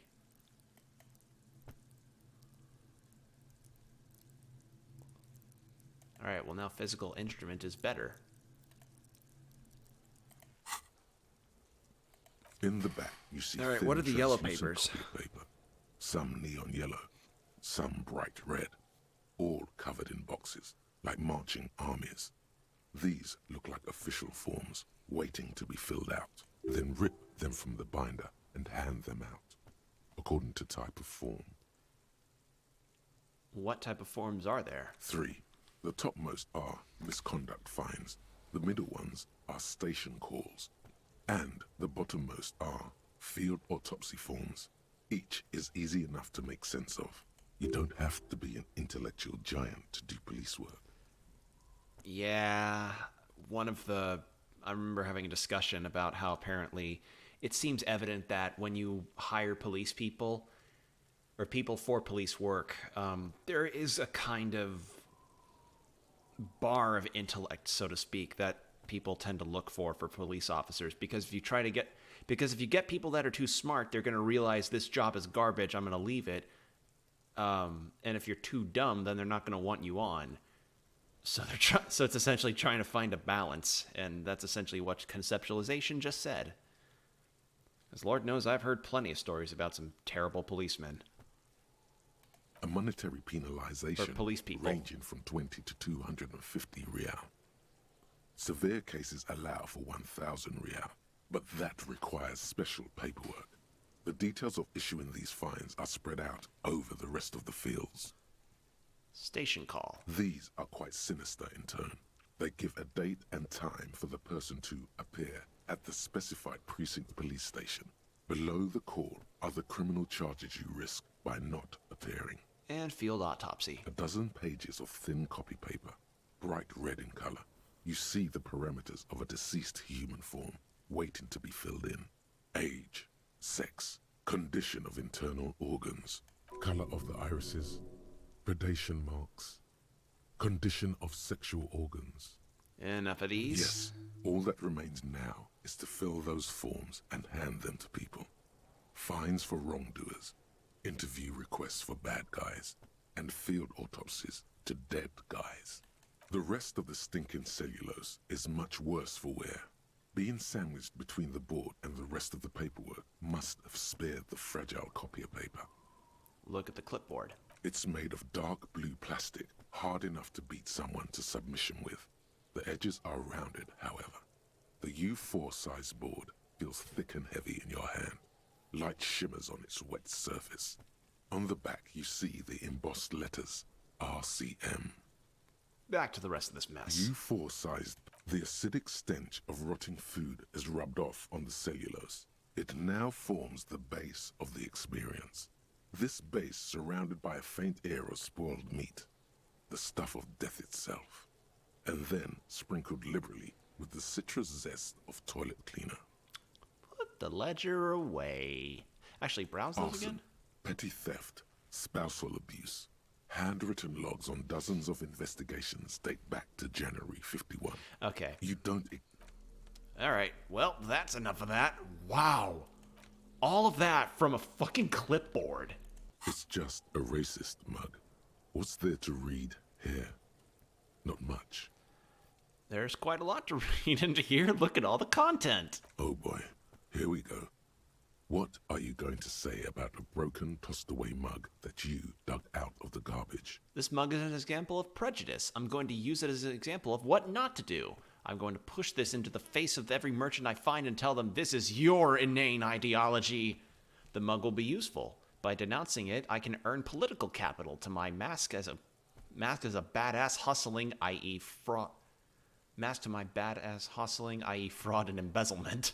The mug didn't belong in the trash. It was just a funny mug. Can't... Fuck. No. No. No. But it was in the trash. Why not just call it out when you see it? Or do some volunteering work. Just finish your case, detective. Can I put this back in the... Can I put this mug back in the garbage? Also, goddamn, I got all of that just from interacting. So we've been monitoring you internally, and now we know your copo type. Wait, what are the capo types? Yes. Guess what's yours? Some kind of... sorry cop? I'm sorry, I'm not sure. Yes, sorry cop. The cop who's sorriest. Let's make it official then, shall we? Huge lack of enthusiasm going on in here. Okay, but what are the other capo types? Oh, you know. Apocalypse, Superstellar, the advanced interesting cop, liquid shadow cop. So but you're too sorry to say those things. So, here we go. I can be sorry, cop! Won't the other capo types be jealous? You know, I actually am not sorry, cop, but... Fucking, they should be... they should be sorry. Won't the other capo types be jealous? What? Jealous of the sorry cop? I think they'll be fine. Don't worry. They'll be super, super fine. It'll be totally okay. You can dual copo type from sorry to anything. Fucking, they should be sorry. Yes. Impotent rage and lamentation. Let's wrap it up. Impotent rage. Oh my god, this game. This game has made me... This game has managed to make me laugh more than most games have ever done. Actually, this game has almost made me laugh about as much as No More Heroes has in the entirety of the series. I'm sorry. Of course you are. It's okay. See if you can get something out of this, like info. Or maybe every time you say you're sorry, you get $1 million. Jesus Christ, I would be sitting on my own private island at that point. Rigorous self-critic. -1 authority. Embarrassment to the party. Researched. You're one sorry piece of shit. A cop penitent. A flagellant cop monk. This is not the right line of work for you. You should be groveling at the feet of a feudal lord, providing lurid evidence against yourself at a Mazovian show trial, or ripping the flesh from your back with a cat of nine tails. Whatever made you this way, you can be damn sure it was your own fault. Do it. Really criticize yourself. Who knows, you might uncover something of importance from your guilt-riddled past. I'm gonna take a look at that. Holy hell. That That won't happen. Jesus, I got a lot out of that. Alright, let's go give these keys back to Gart, and then we'll inspect the body. Holy shit. Okay, so I can zoom in on the camera by going with the mouse scroller. Holy fuck. Sorry, cop. I've become sorry, cop.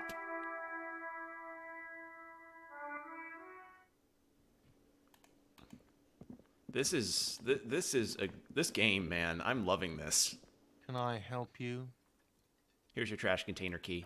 Thanks. I hope you found what you were looking for. Found the victim's clothes. How strange. I certainly didn't put them there. Could someone on your... Who else has keys to the trash container? The trash collection service? CS Municipal. I don't see why they would put anything in the trash, though. Ah, the elusive CS Municipal. I doubt we'll be able to track down who was sent here last and when.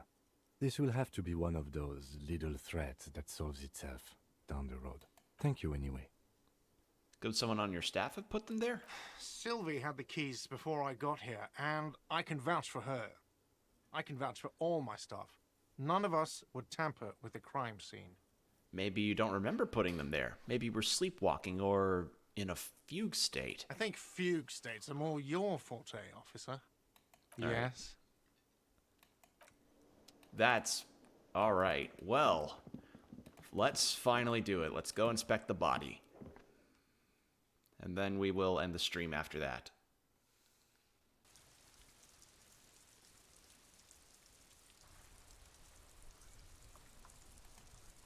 Holy hell. That was one of the most... God damn.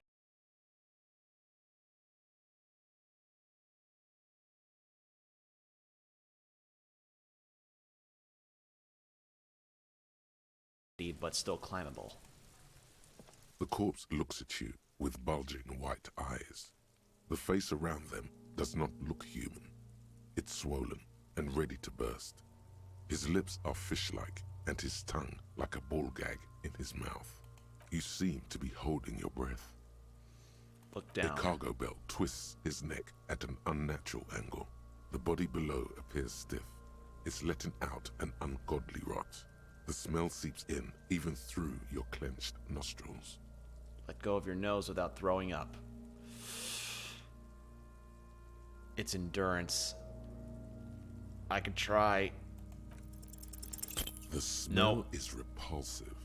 It pushes in from your mouth, more instant and more familiar than anything you'd expected. More fever than odor. It fills your mind, flushing you from within. Let it out.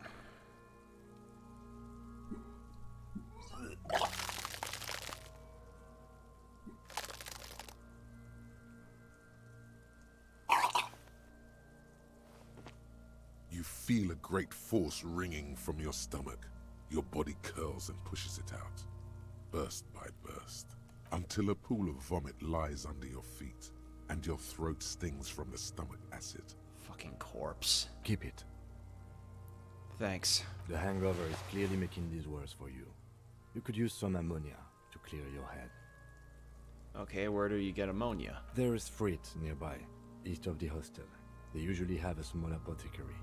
If they don't... He points to the greenhouse. There's a greenhouse here, and a gardener with a wheelbarrow on the corner of the whirling in rags. If she works here, she might have something for the smell. Acquiring ammonia will provide a modifier to the white check. Modifiers make checks easier and allow you to retry them. Okay, so at some point I can retry this with better endurance. God, why is that? Why is it so bad? Active decay. It's okay to throw up, officer. No one is judging. He's about to blow! Cop's gonna blow, Kuno!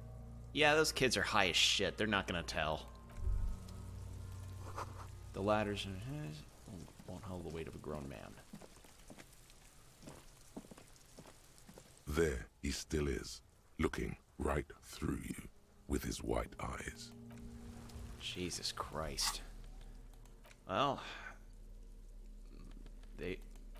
Kim was kind enough to give me his handkerchief. All right. Well, oh, hello, what's over here? Ooh, money and magnesium. didn't even think to look over here. This winch mechanism has been oxidized for some years. I can't go over there. Ooh, what's this? An inconspicuous pile of the roofing material, Eternite. Why am I looking at this pile of roofing material? Because there's a secret door hidden behind the panels of Eternite. That's why they're too orderly. Pull the panels aside. There it is. You see a shabby little door.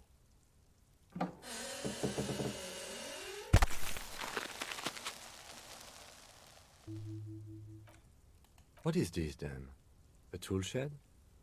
Let's investigate.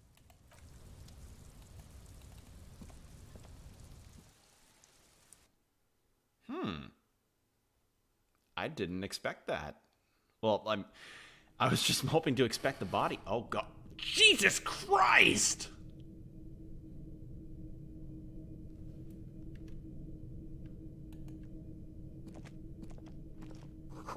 An empty tube of Magnesolam magnesium supplement.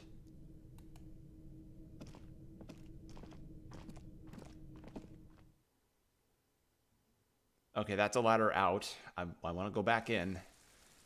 Why is there a pig's head on the... Okay, so that leads up to the roof.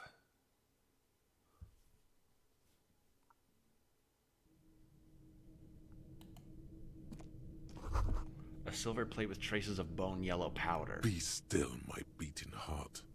It's amphetamine. Sweet amphetamine. No! The lieutenant isn't studying the powder in the mirror. He's studying you. I've heard amphetamines make you a really good... Fuck, no. Someone has taken narcotics here. Perhaps the police shouldn't interfere? Perhaps not. This is below our pay grade, detective. However, see that ladder there? It's probably another way into the industrial harbor, no? A secret path the local kids use. Okay, so this is Kuno's little secret place. Cured pig's head. It looks muffled. Yep, this is Kuno's little area. Oh my god. I wasn't expecting that. So, yeah, the kid's on meth. What's this?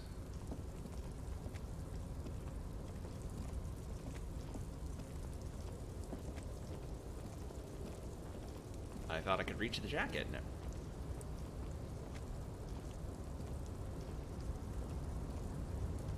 Well, that's somebody's jacket. Looks like someone left his tarpaulin cloak hanging on the railing here. Someone left his cloak here. Yes, it's probably yours. It bears the RCM insignia, and you have a habit of being careless with your equipment. You could probably make the jump. You look like you've done some track and field in your day. Do you really think the cloak is mine? Should I go for it? Jump? The cloak?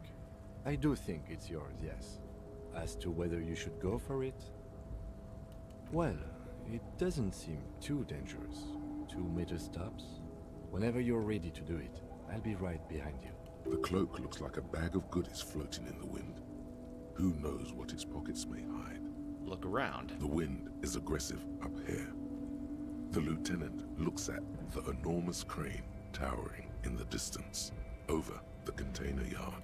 The look in his eyes is a mix of the engineer-like interest and the wonder of a 6-year-old seeing a horse for the first time. That machine is a Kvalsund 1020 HK. Motherfucker. That's a huge crane. Yes, that's one way of putting it. It's certainly an impressive achievement of engineering. But I digress. We were focusing on your cloak here. What exactly are we doing up here? What are we doing? We're awfully close to breaking into the industrial harbor. They're bound to have information for us. I thought that was our intention. Or it could be that we are just exploring. He's thinking you've forgotten where you are again. Savoir-faire. Let's see if we can do it. Oh no.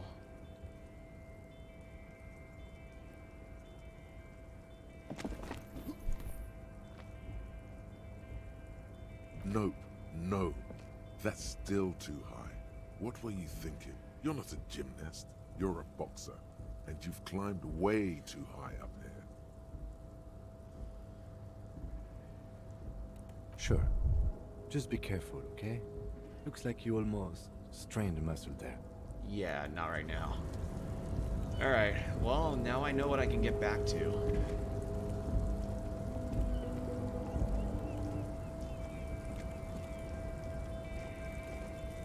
Alright, what is over here?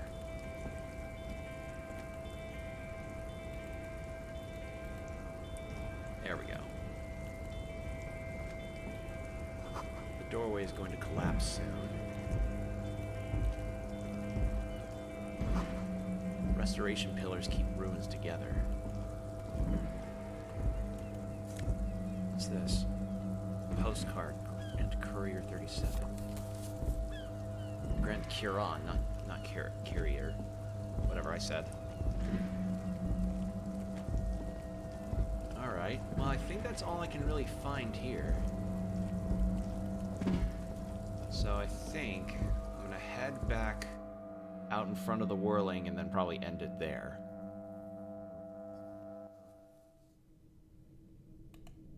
Cause yeah, this was a lot to absorb. And I mean that in a good way. Like this is gonna be a game that lets me think. And I like that a lot, because I like my action games, but I like a good thinker. Alright, so I got what is It's the ledger you found. No, not that. What's this? Postcard depicts an ill-advised residential area overlooking the Jamrock Quarter. 13-story buildings line the hillside like sarcophagi?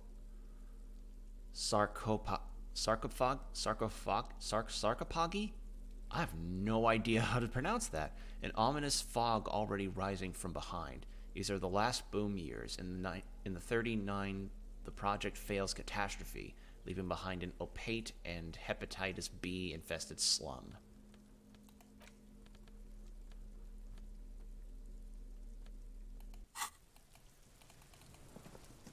Alright, well, I think with all of the pleasant imagery and hilarity that we've experienced in this, that is a good enough place to end, if any.